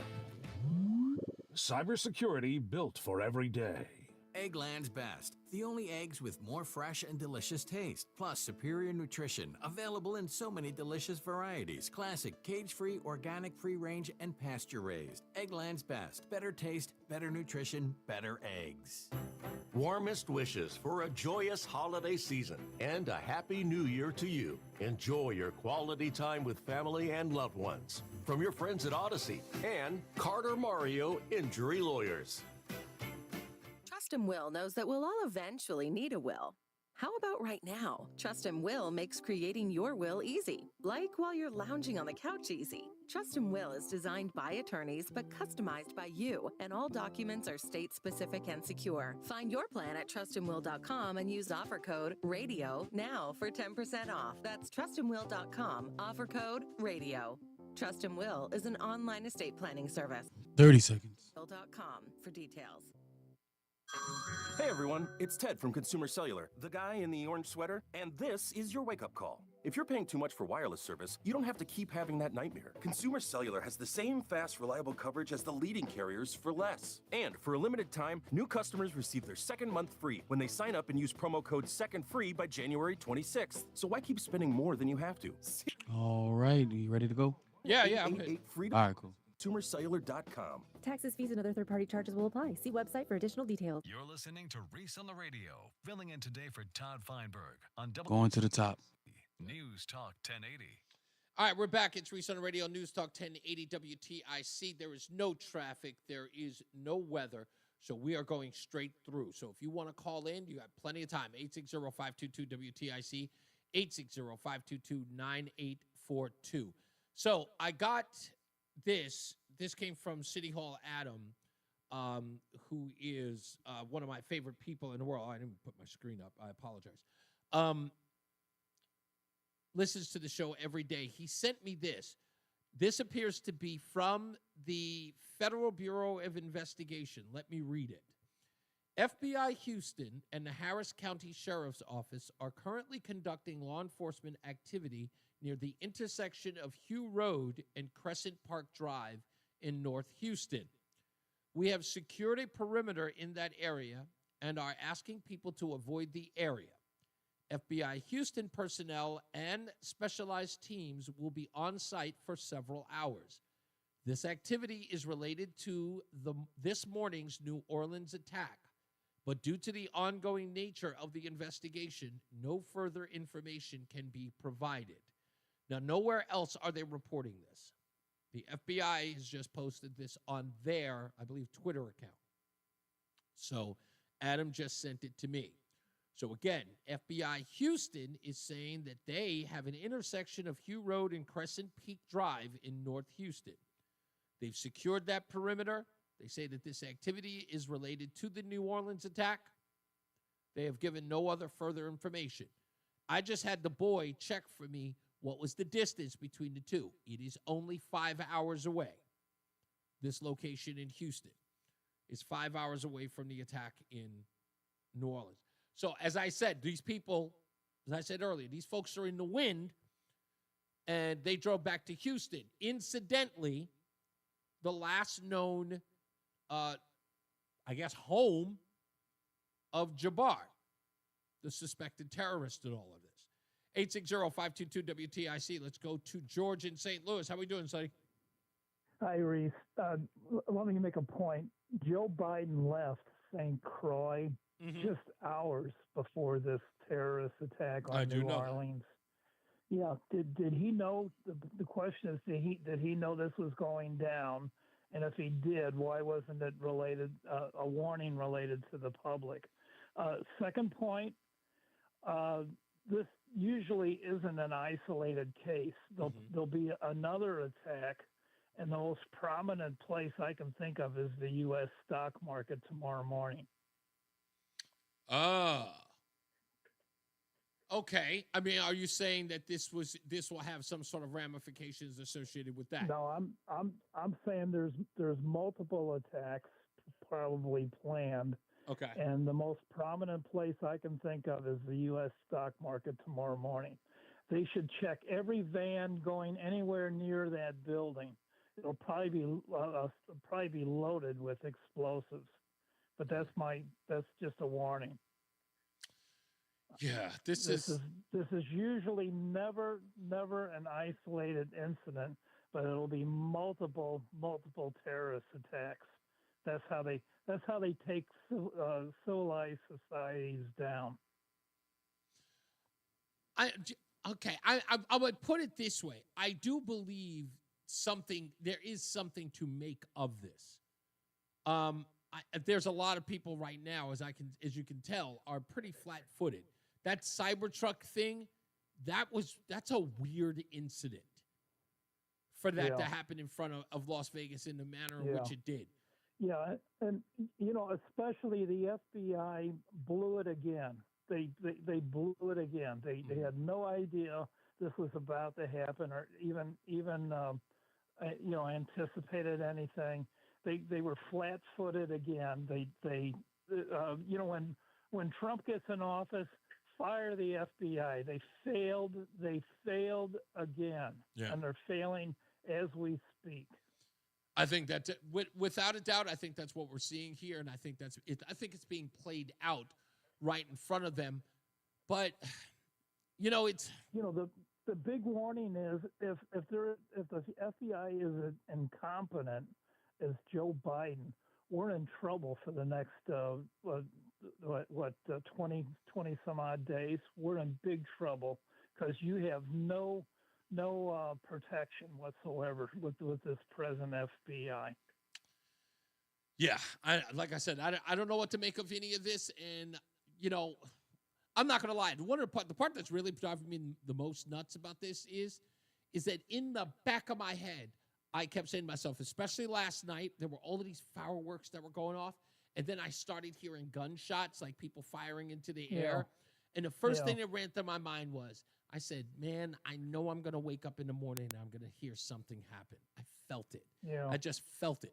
And then to hear that, I was like, oh, so it's like something happened in New Orleans. I had the same premonition that something was going to go down last night. Yeah, it's just too quiet. It's too quiet. There was a feeling out there that an uneasiness that something really bad was going down.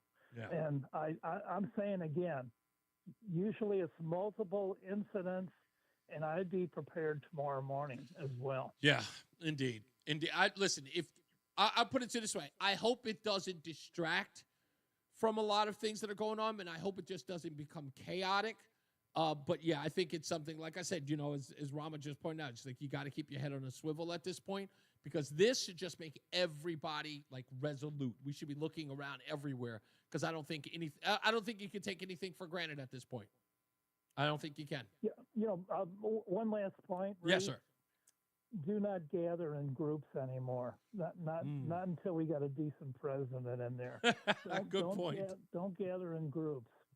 Because I think that, you know what? It's unhealthy for you. I think, you know what? It's a good point. I was thinking about, as you just said that, the one thing that I said, but imagine we need an administration that releases the shackles from our law enforcement and our intelligence gatherers and our CEI and FBI, those just release and actually gets them involved in preventing crime, in seeking out terrorism, and forget about all of this DEI and special treatment nonsense, just doing the job that they're supposed to do. You know, you might include in there, Reese, the January 20th installation as well. Indeed. That'd be another terrorist attack there too. Yeah, indeed. There's a good probability. Yeah, The FBI cannot protect you. They cannot protect We said that you. on July 13th, didn't we? We said that Donald Trump Yeah. needs private security. I wouldn't trust the Secret Service, more than further than I could throw him at that point. Thank you, sir. I appreciate you. Aaron is in Goshen. How you doing, Aaron?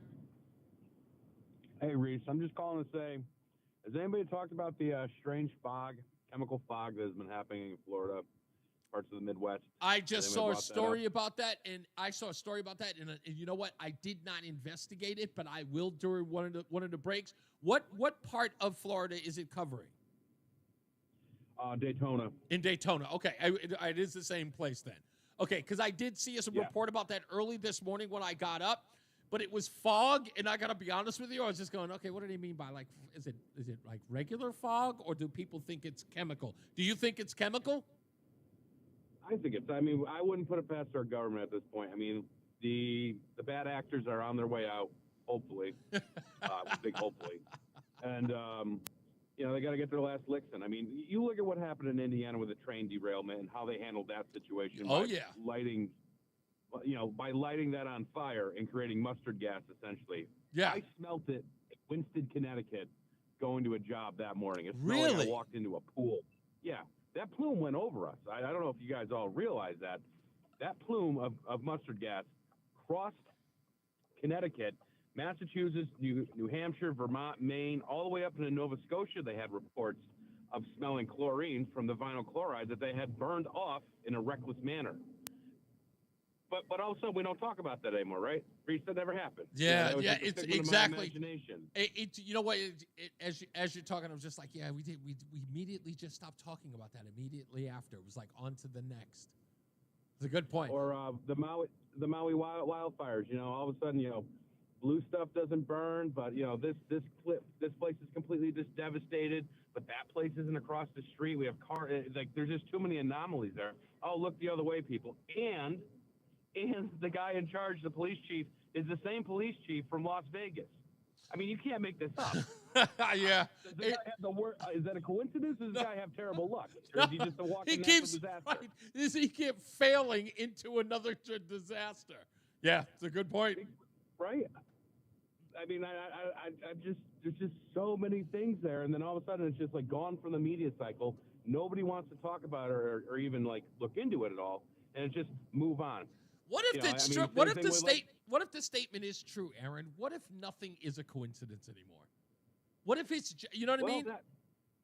That would explain a lot of stuff, and all of us that live in the fringe of conspiracy out here would be like, yeah, we've been telling you people, and I'm glad that everybody's finally coming to the table to wake up and realize that the government is not your friend. Yeah. Look at all the chemicals in your food. Look at how they poison us on a regular basis because it's good for big pharma and it's good for big food companies. You know what? That's Aaron. Don't even get me started there. But you know what? I'll tell you this before I let you go. This is the thing that drives me nuts. And my wife pointed it out to me immediately with the Robert F. Kennedy, being HHS secretary, and she said, "I would have never believed that the government was out to kill me until I found out that Robert F. Kennedy to them was a menace, when the only thing he is doing is telling everybody what my wife has been trying to tell me for the last 3 years. There's chemicals in my food that aren't in the European version of said food." And she's listening to this guy, and she's listening to the people who are against them, and she's going, no, he's telling the truth, and the people who I used to trust are trying to shut him down. And now she's realizing, holy crap, they really, they're fighting against cleaner food or better food for us. Who are these people? And my wife is like, what's really strange, Reese? Yeah. We'll go food too, but how about cleaning products? Cleaning products are run by Johnson & Johnson, owns the lion's share of those products. What else does Johnson & Johnson make? I don't know. All kinds of medical things, like, cancer treatments and stuff like that. I wonder if all those cleaning products that they, your Febreze Fresh House and all this other stuff that people are ingesting on a daily basis, I wonder if those are carcinogens. I think we should look into that. No, the answer is yes, they are carcinogens. They're poisoning you. They don't want you to die right away. They just want you to get really sick so you can take their drugs to make you feel a little bit better that don't cure anything. So you're a lifetime member. I am this close. That's what they are. I am this close to playing that video, and I know somebody's listening to me right now. There's this video on X of the guy who used to be one of the corporate CEOs. He was like the vice president or something of Pfizer. And this guy is on this. He's somewhere at this park, and he's giving a speech talking about how the vaccines were made to attack your reproductive system so you couldn't reproduce. And I watched that video, and I just kept saying to myself, I don't know if I'm going to play that on the air. I want to. I just don't know if I can. And I keep watching it, and I keep saying to myself, we should at least be able to have a discussion about it. Because you're right. Exactly. And then why do you get shut down all the time? Yeah, and I'm not being shut down. You're crazy. I'm not being shut down, but there's a part of me, there's a mechanism in me that just says, do you understand the can of worms that you could be opening with that? But in my view, I'm saying, nothing is beyond the pale anymore. Nothing is. Well, let's go back to this. Did Lee Harvey Oswald shoot Kennedy? Exactly. At this point. Could FDR walk? Yeah. You know what? Let me put it to you this way. Here's the best way to answer that question you just said about Lee Harvey Oswald. Because in my view, this is what makes the best sense ever. If it is as cut and dry that Lee Harvey Oswald killed him, why has it taken so long for us to get the Warren report unredacted if it's so cut and dry? Bingo. Sometimes it's the cover-up that gets you caught. It's always. Because there should be nothing to hide. It can't be accept the truth without the facts. It should be, here are the facts, that's why it's truth. Yeah, but let's wait till all the people that were visually affected by that and mentally affected have passed on, and nobody has any skin in the game. So when we release the information, it doesn't have this huge effect over society of the cat's out of the bag. And everybody then starts looking around. They just kind of go, oh, well, yeah, they said it was probably that's what happened. Yep. And everybody just goes about their normal day. That's why all this information gets released on holidays, Fridays, never on a Monday. That's right. Just saying, they don't want you talking about it. Hey, you know what? I'll say this, the last thing. So, speaking of Lee Harvey Oswald, I talked to that woman who wrote books about John F. Kennedy's assassination for years. But when she's writing her latest book on the CIA receiving $105,000 from a mob family so that they didn't have to report where they got the money from. The first thing that ran through my mind was, why was that ever redacted? And why would the CIA be taking mob money to the tune of $105,000 when they knew that the current Attorney General Robert F. Kennedy was investigating organized crime? Mm-hmm. And what happened to Robert? Yeah, indeed, exactly. It's like a couple years later. I'm just saying, it's just these coincidences just keep happening over and over again. Yeah, so exactly. Is it a coincidence or is this on purpose? That I think that should be the tail of the tape of what I'm trying to get at. Indeed, sir. Indeed. Thank you, Aaron. Much appreciated as always, sir. Happy New Year. Happy New Year. We end it with a Happy New Year. Michael Francesi on Kennedy on YouTube. Okay, I will look that up. Thank you, Josh. That probably would be an important thing to view. All right, so we're going to get some more stuff in here. I've got plenty of time to get into it. So, we don't have any traffic. We don't have any weather. So we will get to a bunch of stuff in the news today. Of course, but, this was, it's a lead story, so you got to cover it. And even though it's tragic, you don't expect to wake up in the morning and have to cover that stuff when you got something planned. But in the next break, we'll lighten the mood a little bit. If you haven't seen it, it's been all over online. It's the top 10 missteps of the news media and what they got wrong in 2024. We're going to break all of those down. Grabian, a great institution, Grabian, put it together. We'll play that today. Also, we do the top 5 predictions of Reese on the radio for 2024. And they are ones that you would not expect. I know that some of them you already know because they happened recently, but one happened very early in the year that a lot of people didn't expect. And I knew it. I knew it was going to happen, but I'll break that down for you as well. Roland, you're going to like my top 5 because it's the one that you knew I called very early, and you said, nah, it could turn around. Roland, he actually questioned my prognosticating on this one, and it turned out that I was exactly right. So we'll break all that stuff down to you as well, and of course, your phone calls. By the way, if you haven't seen yet, so I want to talk about this only a little bit because I got some time.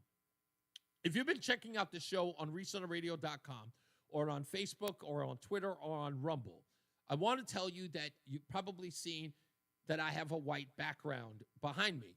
You don't know this, but usually when I do the sort of television version or the video version of the show, I did it with the green screen behind me. And the green screen with the lighting and stuff, it would be weird. And yesterday was just one of those days where the green screen wasn't working correctly and it was giving all these weird, version. I was just done with it. So I have a white screen here, and I just said, you know what, I'm done. And I put my wife's picture up here. This is a beautifully framed photo that her mom gave me. So I put that picture up there because she is my inspiration. And when I say my wife is my inspiration, I don't want people to think corny, like my wife, inspires me to be a radio. No. My wife inspires me to get paid because she has expensive tastes. She is my inspiration in working so that I can bring money home so she can spend it frivolously. That is how she is my inspiration. That's right. You're the meaning in my life. You're the inspiration, I say to my wife. You bring meaning to my life. You're the inspiration. Want to have you near me. I'm not going to sing the song. But yes, that's the reason why my wife's picture's there. Is to remind me, get to work. She wants to buy another car. That's the reason why that's there. All right, so if you want to check out the show, just go to ReeseOnTheRadio.com. I know a lot of you folks listen while you're in the house. I want to give you guys a shout out, and I appreciate you, and I love you for listening to the show every weekday at 3 to 6. We're going to have a bang-up 2025, or at least I hope to. No matter what the circumstances are, I am going to make sure that you guys get to watch the show. Roland and I shared something. Well, I shared something with Roland yesterday, last night, something that I found from back in December of 2007. Now, if things should happen to go the way we expect them to, I am going to share that with you in the coming weeks. Roland, can we say in the coming weeks, maybe? Hopefully, we can. Yeah, we'll maybe. Maybe? Okay. It looks possible, right? Okay. But I want to share it with you, but I don't know when I'll be able to.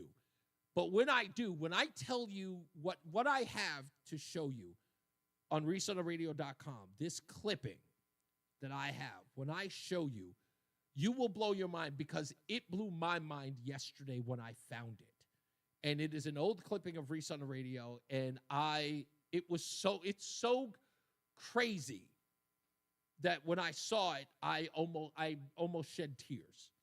And it has everything to do with today, and it's just mind-blowing. It was absolutely mind-blowing.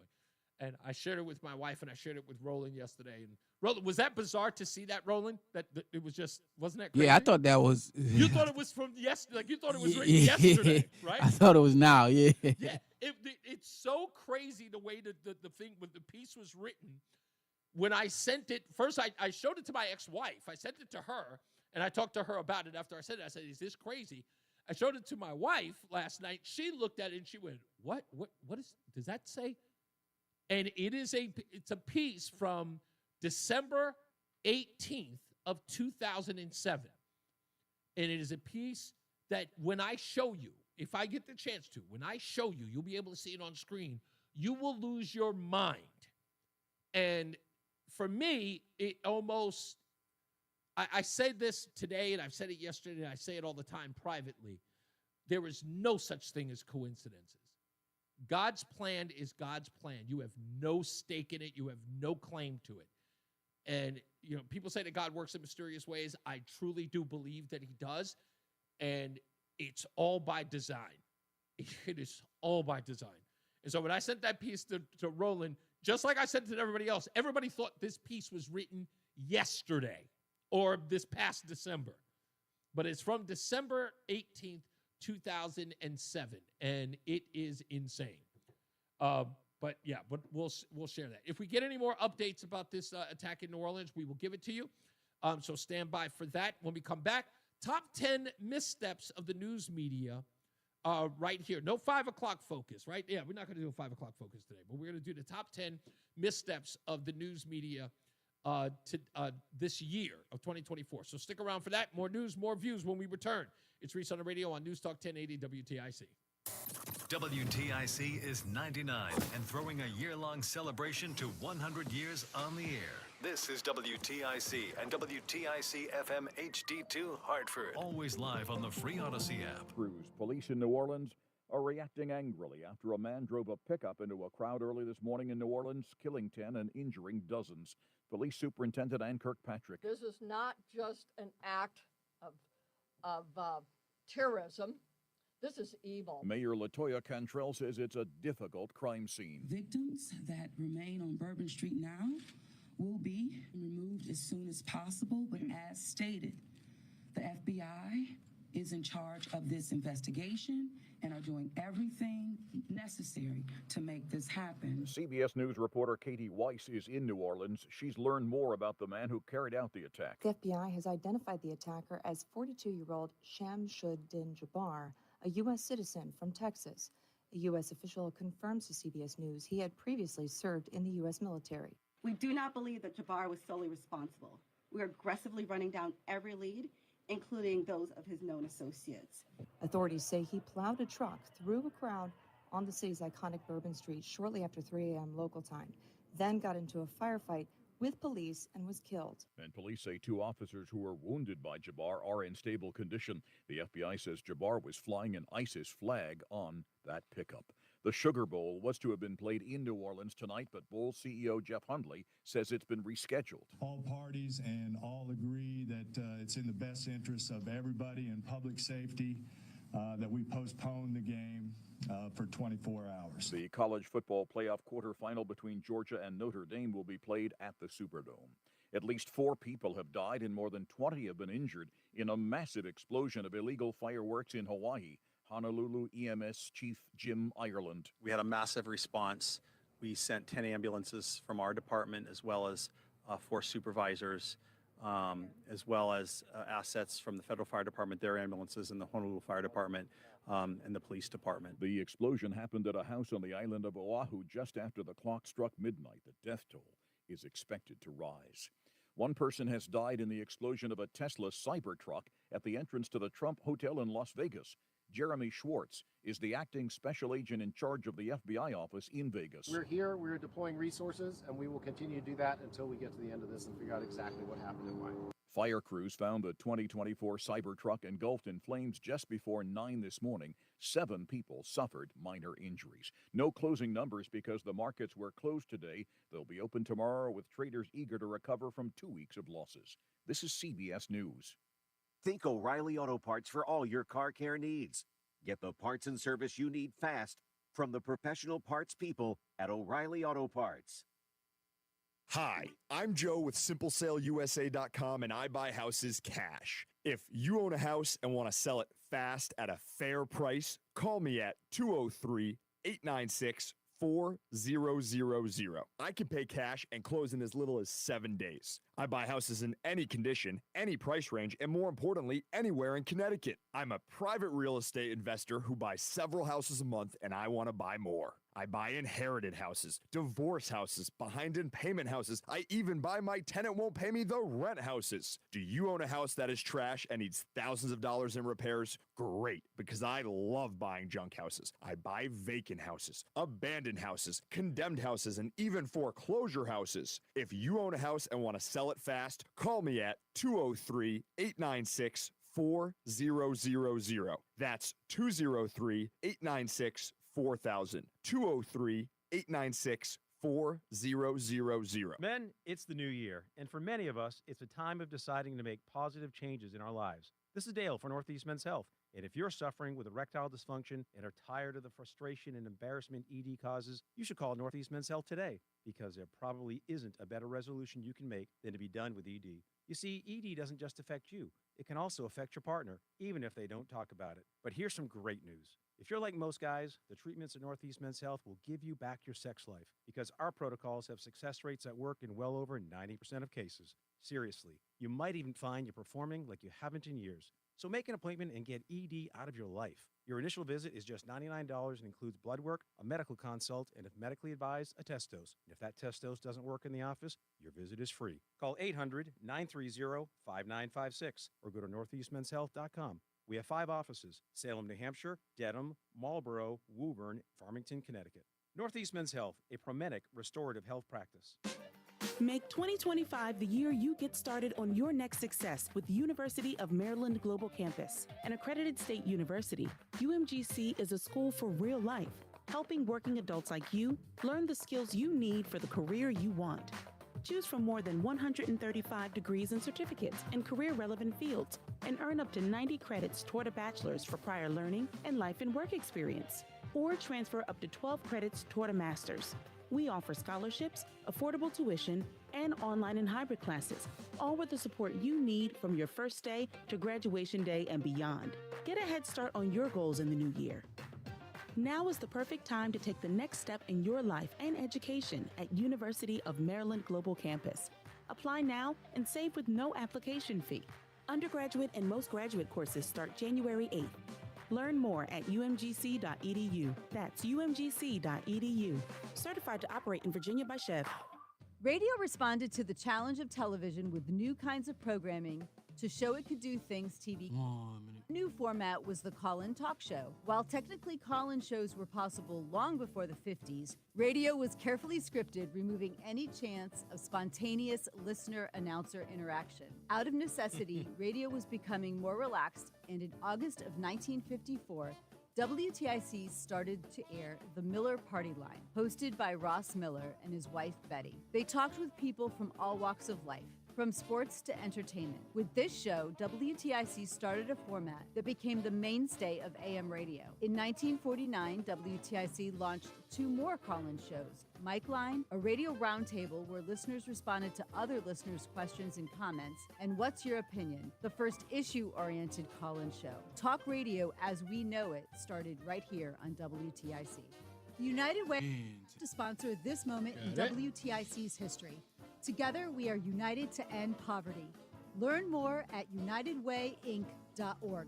You're listening to Reese on the Radio, filling in today for Todd Feinberg on WTIC News Talk 1080. We're back. It is Reese on the Radio on New Year's Day. Happy New Year to each and every one of you, your friends, your family. And I'd like to address something before I get into the top 10 mishaps of the news media today. I got to address this because I wake up every morning of the new year in the last 5 years, waking up asking one question. Hey, I thought we were promised flying cars by now. That is what I was promised. Why don't we have flying cars? I remember I was in grade school. I remember having conversation in my 3rd grade class, my 5th grade class. Hell, I even remember in my 9th grade class when we were looking up, hey, how old will I be in 2020, whatever. And then we would ask, do you think we'll have flying cars? Oh, we're going to have flying cars before then. We thought we were going to have flying cars in 2015. Thank you, Back to the Future. Part 2. But we still don't. Still no flying cars. We had flying cars back in the 50s. We did. But come on. They were like, everybody couldn't buy one. When I knew we weren't going to have flying cars? I knew exactly the moment we weren't going to have flying cars. When the $750 CD player was made. That's when I knew. Anybody remember that? The $750 CD player. CDs. We're not even talking about video. CDs. $750 for that technology. Who would ever be able to pay for a flying car? In order to buy a car, it would be like flying cars were going to have to be like $2 million. And that would be for like the cheap model. It was like, this is a flying Peugeot for $2.8 million. It's like, and if you had to buy a compact car, that would probably cost you 1.5. This is the 1.5 flying Le Car from France. Anybody remember the Le Car? It was Le Crap. That's what it was. Fritz said, I had a $1,500 cassette deck from Nakamachi. Is that how you pronounce it? I never even heard of that company. Given the bad rep that Boston drivers have, it would be a good thing that we don't have flying cars. Yeah, I didn't even understand how you would run the traffic in a flying car. As I got older, I just thought it didn't make any sense. Someone said, how about the $5,000 plasma flat screen? Michael A., you were 100% right. All of those things, because of the price of them, it's like no one can afford this stuff. Like the cheapest versions of those cars would still cost you $1 million in order for it to fly. Boris says, my dad, you say about the Yugo. First you go, then I go. You're absolutely right. The Yugo. That would still be an $800,000 car. The Yugo. You remember that? So now they have the Yaris, which I think is a funny name for a car. The Yaris. That little thing. When I first started seeing those little cars, you know what I refer to like the smart car? I call the smart car Optimus Prime's pinky toe. That's what I refer to that thing. That's exactly what that looks like. Optimus Prime's pinky toe. All right, let's get to it. Top 10 mishaps of the news media in 2024. You will recognize many of these because they happened, just recently, in fact. But they were the biggest media mishaps of 2024. This happened right before Joe Biden dropped out of the presidential race. Here is top 10. Number 10, ignore your eyes. Those are cheap fakes. There's a growing and insidious trend in right-wing media, broadcast, print, and social media. It is to take highly misleading and selectively edited videos of President Biden directly from Republican National Committee social media accounts and then use those videos to spread messages virally to cast doubt on President Biden's fitness for office. Here is this headline from the New York Post, quote, Biden appears to freeze up, has to be led off stage by Obama at Megabucks LA fundraiser. The full video posted by Biden finance chair on Twitter shows something entirely different. Biden reacting to applause and then walking off stage with former President Obama. Yeah, right. It comes less than 1 week after the New York Post made a cover out of another piece of deceptively edited tape, calling him meanderer-in-chief due to what they claim was Biden walking away during a skydiving demonstration during the G7 summit last week. Biden was going over to congratulate one of the skydivers. The articles are based on cheap fakes, videos of real events that are intentionally manipulated to fool viewers. Yes, cheap fakes. They were. They were the biggest cheap fakes. Number 9, to me, you know what? I'm even feeling like I'm feeling a little Biggie Smalls from the 10 Crack Commandments here. To me, number 9 should have been number 1, as Biggie would say. This one was CNN cannot deal with America being a republic and not a democracy. Number 9, CNN thinks America is a democracy. There's a lot of criticisms of Trump that he is bad for democracy, that he's bad for American democracy. We are a republic. We're a republic. We are not a democracy. Republic. We're not a democracy. I've heard a lot of conspiracy theories. I hear a lot of things out on the road. But to hear Americans, people who would describe themselves as patriots, say that America is not a democracy, that stopped me in my tracks. You are hearing people say America is not a democracy because there are people around Trump who want them to be saying that, who've been planting that narrative. That was Danny O'Sullivan of CNN. That Irish brother doesn't believe that America is a republic. It's a democracy. It shook me to my core, he says. And the woman he's talking to there, which is even more astonishing, that woman is a constitutional reporter. She's like, oh, no, this is a democracy. It's not a republic. Donald Trump wants these people to be saying, oh, it shook me to my core, I tell you. I would say something about Lucky Charms, but I'm not bothering. This one was my favorite. This was on the last day of the Democrat National Convention. You'll remember this one. The media was beside itself because they thought a certain individual was going to show up and outshine Kamala Harris. Number 8, Beyonce is performing at the DNC. There are rumors that Beyonce might make an appearance. I personally think that that's true. Is the United Center going to be turning into the Beehive tonight? The Beehive is buzzing right now because the preparation for the Beehive, it has to start early. A donor confirmed to me that she's also hearing that Beyonce is en route. She did not show up. And when she did, that girl ain't even sing.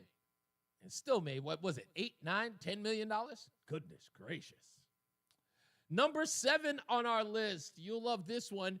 Oh, all the kiddies, they were so bent out of shape about a book none of them had read. Well, the news media appeared to be shook on it too. They hadn't read it either. You remember this book. Number 7, the media tries to scare people about Project 2025. The far-right manifesto puts forth sealing the border, and it seeks to do so with military force. It aims to use every lever of government to find, detain, and deport undocumented people, take funding and housing away from people who are just associated with undocumented immigrants. Quote, deny loan assistance to those who are not U.S. citizens or lawful permanent residents. Why would I give them a loan? Why would I give them a loan? And why is that a bad thing? You're not a U.S. citizen, but you're... Okay. Oh, the aforementioned Twitter. That made the list, too, because now it's probably one of the most popular information aggregate social media sites in the country, if not the world. But it makes our number 6 list because X spreads misinformation. Number 6, media tries to hype up the amount of misinformation on X. After Elon Musk took over in 2022, most of its fact checkers were fired. Now the site is rife with trash talk and lies. Little would you know that this, said to be footage from Gaza, is really from a video game. Eventually, X users added a warning label. These are AI-generated images of, well, see for yourself. It's an AI image of of Joe Biden and Donald Trump at a farmer's market and hanging out with each other. And that seems to make Leslie Stahl of 60 Minutes crazy. Did your research find that there was more misinformation spread by conservatives? Absolutely. X has turned into a haven for the spread of misinformation. Since buying the site almost 2 years ago, Musk's site has struggled to control it on topics ranging from the election to the assassination attempt against Trump. Yeah, that was another one. These two are my favorite. So number 5 gets split into 5.1 and 5.2. This is what the media got wrong. Now, they get better. Some of them are kind of lame, but I still think number 9 should have been number 1. But these get better.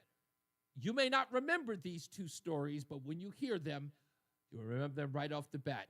And it's the tale of two vice presidential candidates. Here's what the media thought about Tim Walz. Number 5, Tim Walz is the best. J.D. Vance is the worst. Midwestern dad, like super clean cut vibe. Everybody likes right? Tim Walz. So plain spoken and relatable. Pretty moderate Democrat. Very moderate record. A new moderate. He's right down the middle. He's not just an old white man. Tim Walz beats America. You know, talks like a regular person. Tim Walz is the opposite of weird. Populist approach to fear on the Republican side, and the happy populism that Tim Walz is on the ticket on the Democratic side. And happy warriors. Happy warriors. He was certainly the happy warrior last night. A happy warrior. Folksy backstory. Wicked sense of humor. Look how happy the pig looks. That's good. And J.D. Vance is weird, extreme, and angry. Utter humorlessness. It's hard to believe that J.D. Vance could be any more extreme. It's like a freak show of bros. Dark and ugly beneath the dignity of most politicians. J.V. Vance. J.D. is at the far extreme. The most extreme. Being one of the most extreme. Angry and mean and dark. This guy is really weird, y'all. Those are the best. I'm sorry, those were the best. That was a warrior. I didn't know he was Native American. Oh, I'm sorry. I apologize. Haggis, on Rumble, it seems to be a little bit lower. You just have to turn your volume up. I apologize for that. Number 4. Number 4 is a good one. You will like these. This one is the best one, in my view. Maybe this one should have been number 1, but it made number 4 on Grabian's media missteps of 2024. If Donald Trump gets elected, it's the end of the world as we know it. Number 4, very, very bad things will happen if Trump wins. Think about what happens if all of our access to health care goes away next Tuesday. The stakes literally are life and death for every woman in America.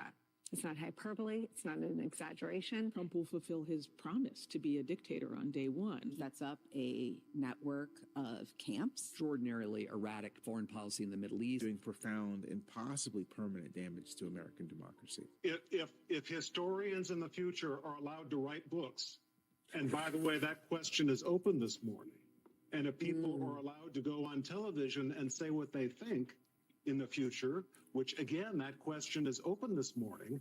That's what happens when strong men come to power. That happened in Italy in the 1920s and 1930s, Germany in the 1930s. Suspend the Constitution, pit the Justice Department, the Defense Department against political enemies, and run this country out of the White House.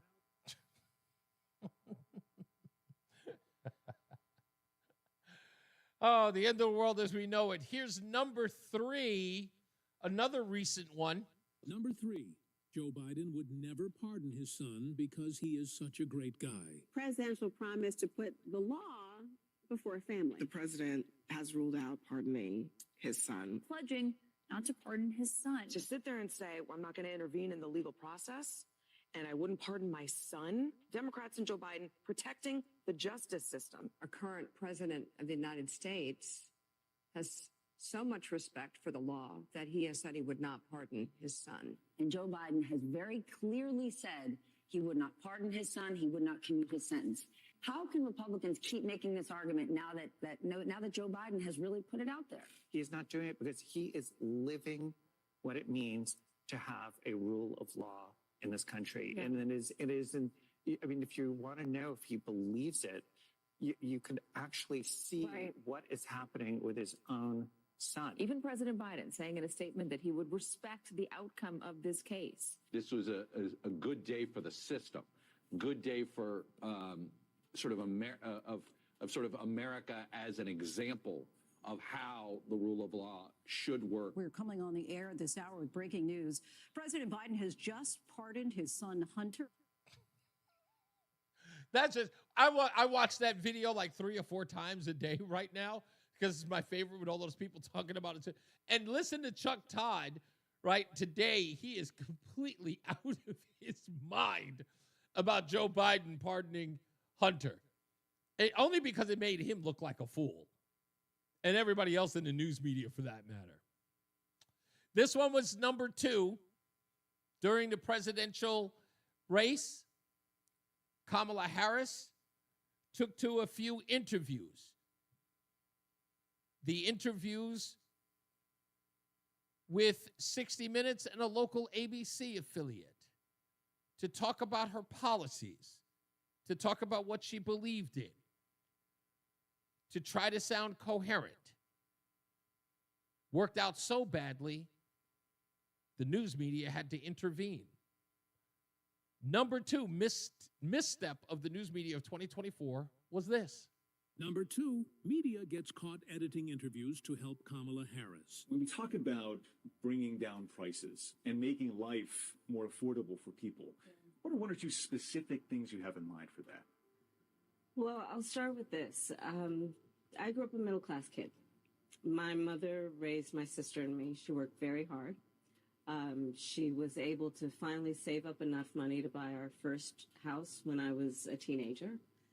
I grew up in a community of hardworking people, construction workers and nurses and teachers. And I try to explain to some people who may not have had the same experience, but a lot of people will relate to this. I grew up in a neighborhood of folks who were very proud of their lawn. Yeah, that was really, really awful. And the news media couldn't stand for that, so they had to bail her out. When we talk about bringing down prices and making life more affordable for people, what are 1 or 2 specific things you have in mind for that? So when I talk about building an opportunity economy, it is very much with the mind of investing in the ambitions and aspirations and the incredible work ethic of the American people. But it's I don't know which one was the worst answer.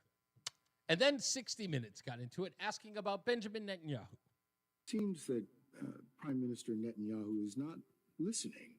Well, Bill, the work that we have done has resulted in a number of movements in that region by Israel that were very much prompted by or a result of many things, including our advocacy for what needs to happen in the region. But it seems blah blah blah blah blah blah blah blah blah blah blah blah blah blah blah blah. Bill, you blah blah blah blah blah blah blah blah blah blah blah blah blah blah blah. Edit that. It seems that Prime Minister Netanyahu is not listening. We're not going to stop pursuing what is necessary for the United States to be clear about where we stand on the need for this war to end. Blah, blah, blah, blah, blah, blah, blah. That's all I heard. That's all I heard. All right. And the number 1 is just like number 10 practically. Number 1 is number 10 because, as I said earlier, it is the biggest scandal known to man. It is the biggest scandal, not just in media, it is the biggest scandal ever in presidential politics. Here's Mark Halpin with a preview. The press now they're not really acknowledging their role in the cover-up. They're not acknowledging that they pretended the story wasn't happening on C-SPAN right before everybody's eyes. And all of a sudden, it's safe for them to just a little bit say, oh, we kind of missed this story, should have been covered more. I continue to say this is one of the biggest scandals in media history, maybe the biggest in America.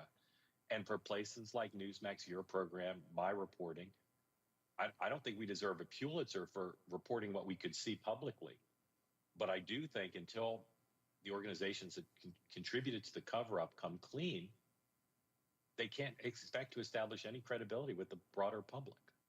And that's why it's the most important part of this top 10 list. Our number 1 on the list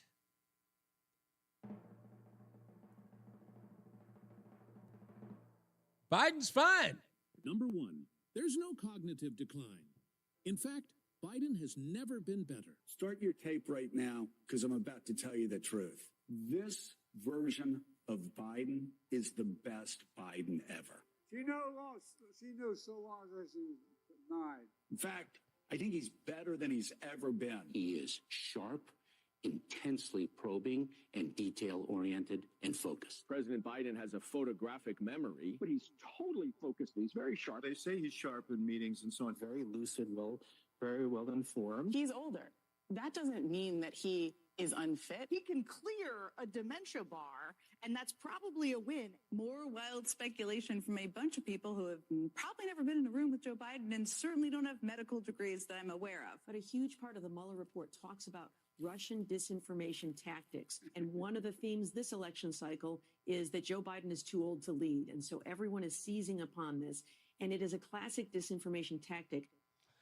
Grabian at it again. I love the supercut. There you have it. Top 10 missteps of the news media, according to Grabian. It is versus like yakety yak, blah, blah, blah. That's who she is. That's always going to be who she is, bottom, bar none. She is just going to be a failure, just on all levels. He forgot to load the camera. Yeah, I'll watch that in a second. It's just, I don't know what to tell you. Anyway, but that's it for that. When we come back, top 5 predictions that came true from yours truly, Reese on the radio. And, of course, your phone calls if you wish to, 860-522-WTIC, 860-522-9842. I did look this up. I asked about it yesterday. February the 10th is WTIC's anniversary. That will be the date that makes us 100 years old. So we are just outside of 30 days, 40 days, just inside 40 days, I should say, to celebrate our 100th anniversary. So I'm gonna find something to do to celebrate that. And if I need to find this out. Is that actually a day of the week? Because if it's on the weekend, it's gonna suck. There's no way. Oh, it's a Monday. Okay, good. We definitely will have something to do that'll be on fire. All right, we'll take a break. We'll come back. More news, more views, and, of course, Reese on the Radio's top 5 of 2024 that I got right when we return. It's Reese on the Radio on NewsTalk 1080 WTIC. There's a lot happening in Washington and in your local neighborhood. Follow WTIC News Talk 1080 on the Odyssey app to keep up with the latest. And now, a WTIC news update. Today. The coroner now confirms 15 people were killed when a pickup rammed into a crowd early this morning. Mayor LaToya Cantrell. We'll do everything that it takes to render real justice. The attacker was 42-year-old Shamsuddin Jabbar, an American citizen from Texas and Army veteran. The FBI believes he had help planning and carrying out the attack. Police Superintendent Ann Fitzpatrick. We have a plan. We know what to do. We are going to get these people. Police killed Jabbar. Duke University professor David Schanzer is the director of the Triangle Center on Terrorism and Homeland Security. There are lots of things that they might not want to tell the public because they're worried that there are other individuals out there who may be involved with this plot who are going to use that information to their advantage. CBS News Special Report. I'm Christopher Cruz. What is dedication? The thing that drives me every day as a dad is Dariana. We call him Day for short. Every day he's hungry for something, whether it's attention, affection, knowledge. And there's this huge responsibility in making sure that when he's no longer under my wing, that he's a good person. I think the advice I would give is you don't need to know all the answers. The craziest thing was believing that your dad knew everything. So as a dad, you felt like you had to know everything. You had to get everything right. It's okay to make mistakes. As long as it's coming from love, then, it kind of starts to work itself out. I want him to be able to sit back one day and go, we worked together, we did a good job. That's dedication. Find out more at fatherhood.gov. Brought to you by the U.S. Department of Health and Human Services and the Ad Council. Sponsored by Progressive Insurance. Make sure your family is well taken care of with life insurance. Protect your phones, laptops, and more with electronic device insurance, and cover your furry friends with pet health insurance. Out here, in the middle of all these acres, it can feel like you're the only person on Earth. And sometimes, that's how it feels when you're going through tough times. Stress builds up, you have trouble sleeping, maybe your mind is racing and you just don't feel like yourself. So what do? We get help. Lots of people are struggling with their mental health. It's more common than you think.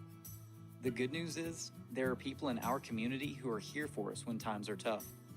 Sometimes, just talking to someone can make all the difference in the world, so we don't feel so alone. One thing you can do is visit loveyourmindtoday.org for simple steps you can take to find the right solution for you. Whether it's hearing stories about what other people are going through, or finding the resources we need to navigate the stresses in our lives. Visit loveyourmindtoday.org. That's loveyourmindtoday.org. Brought to you by the Huntsman Mental Health Institute and the Ad Council. Let's be honest, it's not normal. That pain caused from chronic joint pain day after day. Some of you have dealt with that pain for so long, it's part of your new normal, but it's not normal, and you can actually do something about it without surgery and without drugs. That's right. The folks at QC Kinetics can get that done for you. QC Kinetics is the nation's leader in what they call regenerative medicine, joint preservation. You can revitalize your joints with advanced orthobiologic treatments at QC Kinetics. No steroids, no drugs, no surgery. It's the future of medicine. That's a good one, They use Dan. An array of natural solutions like PRP to attack the pain from arthritis. It's incredible. Thousands of people with pain have discovered these cellular treatments and are living life to the fullest again. You want to know more about QC Kinetics? Well, they have a free consultation. Give them a call. If you're dealing with joint pain, whether it's injury or arthritis, you can do something about it without surgery. 860-440-PAIN. 860-440-PAIN. They have offices in Avon, New Haven, and Glastonbury. Again, it's QC Kinetics. The consultation's free. 860-440-PAIN. Hey everyone, it's Cellular, the guy in the orange sweater, and this is your wake-up call. If you're paying too much for wireless service, you don't have to keep having that nightmare. Consumer Cellular has the same fast, reliable coverage as the leading carriers for less. And for a limited time, new customers receive their second month free when they sign up and use promo code SECONDFREE by January 26th. So why keep spending more than you have to? Seriously, wake up and call 1-888-FREEDOM or visit consumercellular.com. Taxes, fees, and other third-party charges will apply. See website for additional details. Trust and Will knows that we'll all eventually need a will. How about right now? Trust and Will makes creating your will easy, like while you're lounging on the couch easy. Trust and Will is designed by attorneys but customized by you, and all documents are state-specific and secure. Find your plan at trustandwill.com and use offer code RADIO now for 10% off. That's trustandwill.com, offer code RADIO. Trust and Will is an online estate planning service. Visit trustandwill.com for details. What's up, everybody? You know who it is. You know who it is. You know who it is. It's Reese on the radio. Frederick Douglass of the 21st century. It's WTIC News Talk 1080. I screwed up. Here I am, not taking off my audio. And by doing that, see what I did? Because of that, I was supposed to be cutting that audio off, and I completely screwed up myself. Anyway, we're back. It's Reese on the radio, News Talk 1080 WTIC. Into the new year, already making mistakes. That's how it works. Craig is in the house. He says, wife, daughter, and parents are here for the prime rib, listening to Reese, and wish you all a Happy New Year. Happy New Year to all of you as well. John Beckman has joined us as well. Dan S. says, Biden has a photographic memory, all right. He has to see a photograph to remember who he is. Yes, absolutely. He does. Thank you all, as always. And if I didn't thank you last year, I thank you now. Thank you guys for making the chat room what it is. You guys are like I want to say honorary members of the Reese on the Radio show. In general, is that you guys in the comments and in the chat room contribute to the show in such a way, because I get to share it to the people on the airwaves, so it almost inspires them to join in, and they have. And I see so many people on X joining in regularly. Lori's in the house. Yeah, Lori, it's all right being late on. That's what had happened was for, is so you can come back and check out the show whenever you can. But we got no traffic and weather, so I got a whole bunch of stuff to get into before we get out of here. Again, I just want to say thank you. It has been a blast last well, going on 6 months of 2024, and can't wait to come in ablazing in 2025. Haggis says, should never use the word probing when talking about Biden, especially with the Ashley Biden showers. That's horrible. Let me say this. Do you know I actually had a TikTok removed because I talked about that on a TikTok. They removed it, even though Ashley Biden confirmed that the contents of her own diary were real. I got censored for it. I'm like, why don't you censor her? Anyway, so let me get into my top 5. I had a couple of predictions of 2024, and I was on a hot streak, especially about the election. And I told people, listen to me. As much as I tried to get people to listen to me, many people were skeptics. Reese, I want to, I just can't. And that's fine. That's okay. In fact, I would rather earn your trust for decades before you gave it to me completely. I would rather it that way. I would rather you tune in and go, all right, I know he's been right 82 times, but I'll trust him when he's right 83 times. I don't care. If you want to be that way, that's good. All right? But here's my top 5 for 2024. And if there's anyone who is a regular listener to Reese on the radio, you know that every one of these things are true. I'm not BSing. Here's number 5. I told everybody, calm down. Donald Trump is going to win the election. And when did I say that? I said that way before Joe Biden was running, way before the assassination attempt, way before we saw him, get black voters or any of that stuff. I said, calm down. There is no way Donald Trump isn't winning. And the writing was on the wall. DEI had gone nuts. All the woke stuff went through the roof. I was the one who said, calm down. People were in the chat room. Lori was there. People were there saying, it was like, thank you, Reese. Thank you for telling people to calm down. I told everyone that was the voice of reason. Told you to get off the ledge. Donald Trump has got this in the bag. There's no way he's losing. People came to me after and said, well, no, he was actually true. Lori says, fact check, true. I distinctly remember that because I was praying that you were right. And people were saying, it was like, I don't know. I had it in the bag. Here's another one. Here is another one. Kamala Harris's campaign never intended to win. What did we find out just recently? They took $2.5 billion and they just threw it around and lined their pockets, spent it in places they had no intention of winning. Florida, Nevada, none of the places they spent that $2.5 billion was ever intended to win. I told you that it was a fake campaign because no one believed in her. Why? Because the Biden administration was at the helm, and then what's his name? Barack Obama. He threw in his people, David Plouffe and all of those folks, who never wanted Kamala Harris to be the candidate in the first place. Which brings me to number 3. I told you Obama was forced to endorse Kamala Harris with that ridiculous phone call at 4 o'clock in the morning. Remember, he never did an ad with her?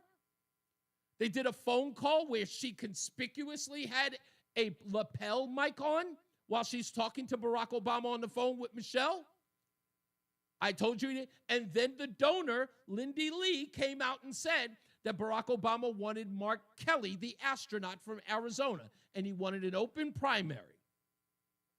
I told you that. I also told you, and I should have called it a top 6, but I'm going to add it because I don't want to be, what's the name, grandiose. I'm just going to say that the campaign was also, Barack Obama, of course, had to endorse Kamala Harris. Why?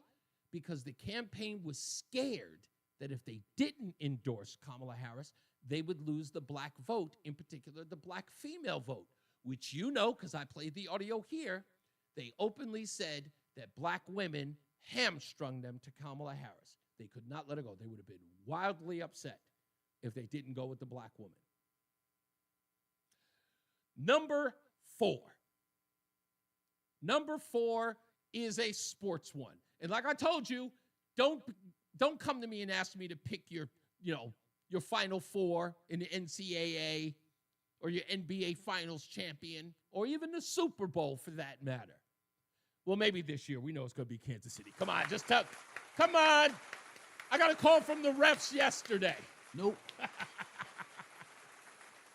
But this one's a football one, and it involves my very, very astute, gifted, and wise producer, Roland Matthews, who I told, don't put no money on Aaron Rodgers and the Jets. They're going to fail miserably. They're not going to. He goes, they might make the playoffs. No, they're not. No, they are not. And did they? They have one of the worst records of the league. Don't they, Roland? Yeah. Yeah, but I said. But that was just. What? I was betting on it, so I was. Yes, I know. Trying to win. I told you not to put your money on it. I said, please save your money. You need another bowling ball, or at least another bowling bag. Well now I need a transmission, so. There you go. Do not bet on the Jets. I told you Aaron Rodgers was not going to get the Jets to the playoffs. There was no shot. The Jets are the Jets. Joe Namath has jinxed that team for all of eternity. He is going to be the only person to ever win a Super Bowl on that team. I'm telling you, we are cursed. We're going to be. You had the butt fumble. You had a chance. Exactly. Listen to me. Let me tell you right now. We are going to be the only team to never repeat. The Detroit Lions are going to win the Super Bowl before we do, and they've never won. Yeah. First of all, they look good. Is this their second or third time ever even making the playoffs in history? In history. This is the best season they've had in what? They haven't had Last year was the best season they had, and he thought he wasn't going to be able to top that. And look at that, he's topping that already. The Detroit Lions look good. I'm actually rooting for them. Yeah, I wouldn't be mad as long as he's not playing against Lamar in the Super Bowl. Yeah, exactly. I know you probably. Then I'll root for them. But I never root for Lamar. Yeah, I know. I just can't. I root for him because I've seen his off-field. Yeah. And how he is he's as a good guy. And he's a good guy. I hate him as a player. As a person, love him. As a player, I can't stand him. Because I don't really think he's got quarterback chops. I think he's just a runner. You know what it is? No, you haven't been watching. I have been watching. You haven't been watching, man. He has 4,000 yards and 40 touchdown passes this year. 4,000 yards? And 40 touchdown passes. Wait. 4,000 yards where? In the air?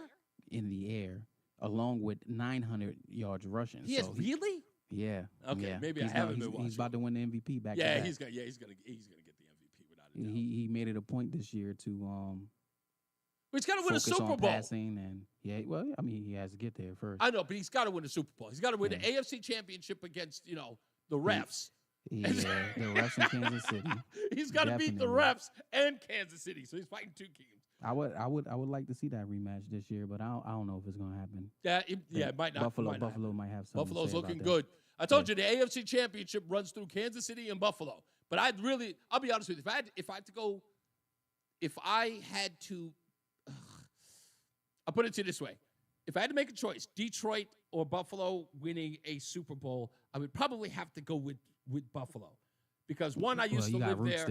I have roots there. So it would be nice to see them, because Buffalo, for me, the 4 times they lost back to back, this would be what a story for them. It's like New Orleans and the Saints, you know what I mean? When they finally won, it really takes that sort of that monkey off its back. Buffalo really deserves one, and they've got a team this year that deserves it. And Josh Allen is a heartbreaker.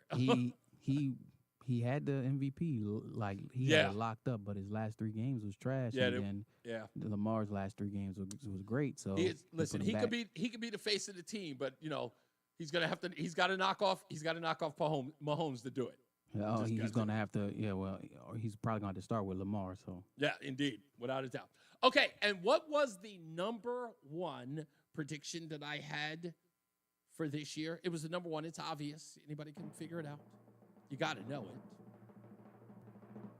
And the reason why this one is so good, the reason why this prediction is absolutely stellar, is that I had Joe Biden dropping out of the race within 24 hours of my predicting it. If you don't remember, you can go back and look it up.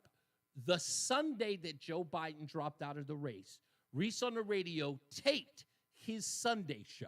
My Sunday show aired that 1 o'clock, at 1 o'clock in the afternoon that day. I taped the show on Saturday afternoon. And on that show, at the end of the broadcast, I said that Joe Biden would not be running for president by Monday, by the time we wake up. And sure enough, 30 minutes after the show aired, my taped show, Joe Biden announced he was dropping out. So that was definitely one of my boldest and best predictions out of all of them. And I taped that. Now, I could have taped it and said to myself, maybe I shouldn't put that prognostication out there. But I did. And sure enough, I was right. And people called me and they were like, dude, how'd you know? It's like, I had a feeling. Don't worry, my other prediction is going to come out real soon, too. The one that says that the deciding factor was that Joe Biden was told that Donald Trump's assassination attempt was one of the reasons why he had to pull out, because Americans thought that he was responsible for it. Because what we found out just, a week or two ago, that Donald Trump's favorability skyrocketed after the assassination attempt on July 13th. It went through the roof. And a lot of polling data suggested that the reason why his favorability went up was because people thought that it was an effort by the Biden administration to take him out. And that was one of the reasons why they told him. The great Karnak. Thank you. I don't think I'm the great Karnak, but I got close. Jeff is in Marlboro. How you doing, buddy? Hey, how you doing, man? What's up? Hey, you there? Yeah, you're Be right back. Karnak, I guess, probably, but No, I don't know if I'm the great Karnak, but listen, I took a lot of time thinking about those things, and I was just reading what was being handed to me. They kind of wrote it for me. No, I'm just saying in skin color and probably headwear. Nice. But no, I wanted to send my condolences to Roland taking place in his hometown there. Yeah. That's terrible, and I hope that I'm guessing since he's here, none of his family members were hurt. No, he had a cousin who actually shared a video with him. Roland sent it to me this morning that his cousin works on Bourbon Street, and he was there, and he caught some video of the aftermath. And I was watching the video, and I'll be honest with you, I'm a little squeamish. I cannot deal with a lot of blood, but the video did catch one of the people who ended up dying on the street, and some of that is in the video. I'm really, really squeamish about sharing it. But if I edit it, I may post it on ReeseOnTheRadio.com, but it's pretty graphic. Well, I'm glad Roland's okay and his family's okay. Yeah, exactly. My second point is actually kind of a selfish point. Sure. Back in October, we sort of talked about you had brought up online. Not online, I'm sorry, on the show. Mm-hmm. Why don't you talk to some of your black coworkers or friends and tell them to listen I was to my show? asking people to get their black coworkers or friends to listen to Reese on the radio. Okay. And I had said, well, I would sound kind of stupid saying that, so I came up with I thought I came up with a good way to broach the topic was the T-shirts.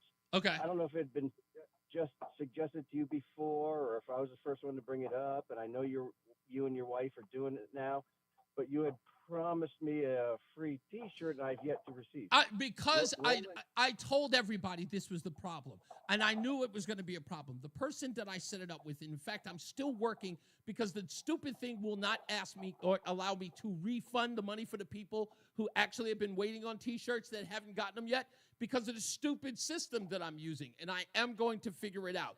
So, Jeff, if I have your information, which I'm certain that I do, I will get it to you, but I'm going with a different distributor. Yeah, Roland took my information, so. Okay, no problem. I'm sure he has it for me.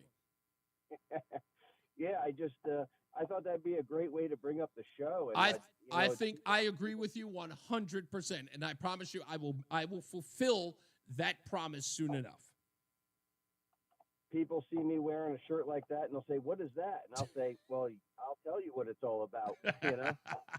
You got it, sir. Happy New Year to you. Much appreciated. Adam is in East Hartford. How we doing, Adam? Good. Thank you for taking our call. And I mean, I still wish the best. You know, I give greetings to you and the wife, you know, the kids. But yeah, it's not a happy New Year. And both of them are animals. The subway burner and this guy with the cat. The thing is that it could have been much worse, but it looks like they had a huge plan of attack.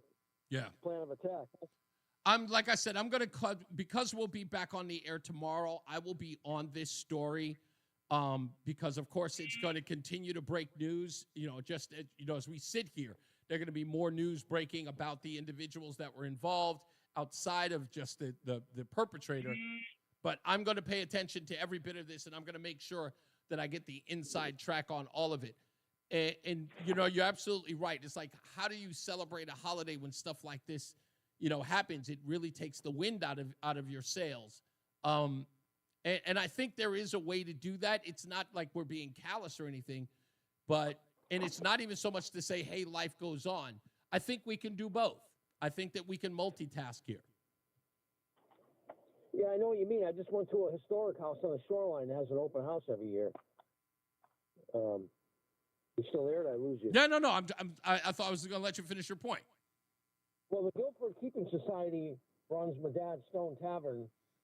It has 14 rooms and 10 fireplaces, and they run it every year on New Year's, like 2 to 5. Oh, wow. And the docents are looking to give a donation. And, hey, I'm still going to pray for the families of the victims, but we still got to live our lives, you know? Yeah, is what we got to do. And we got to be diligent. I mean, you know what I'm saying? People who were there, you know, I'm pretty sure that right now, you know, they are on edge and they're saying to themselves, if they know something, if they notice something, they want to be involved. And if anything, you know, I believe personally that this makes the people more vigilant. I don't think it makes people more scared. There are going to be some people who are afraid, who are going to be nervous and have PTSD. But I don't think that those people are. I don't think those people are outnumbering those who wish to be vigilant and to get to the bottom of this. And if they can help, they will. I think there's going to be a change of tone this coming year. I really do believe it exists. Great job with your prediction. For now, have a great day. And, thank you, man. Good evening. Thank you, and have a happy New Year. I'm sure I'll hear from everybody again. So yeah, I'll keep a close watch on that. Yesterday I said this, that I was going to talk about this before I get out of here, and I've only got a minute and a half to. Fred had said something yesterday talking about he doesn't really think of like the whole new year as just another day, and I totally get that. I'm not shaming him for that or anything. I totally get that. It's like you don't really see the days as years, but people do.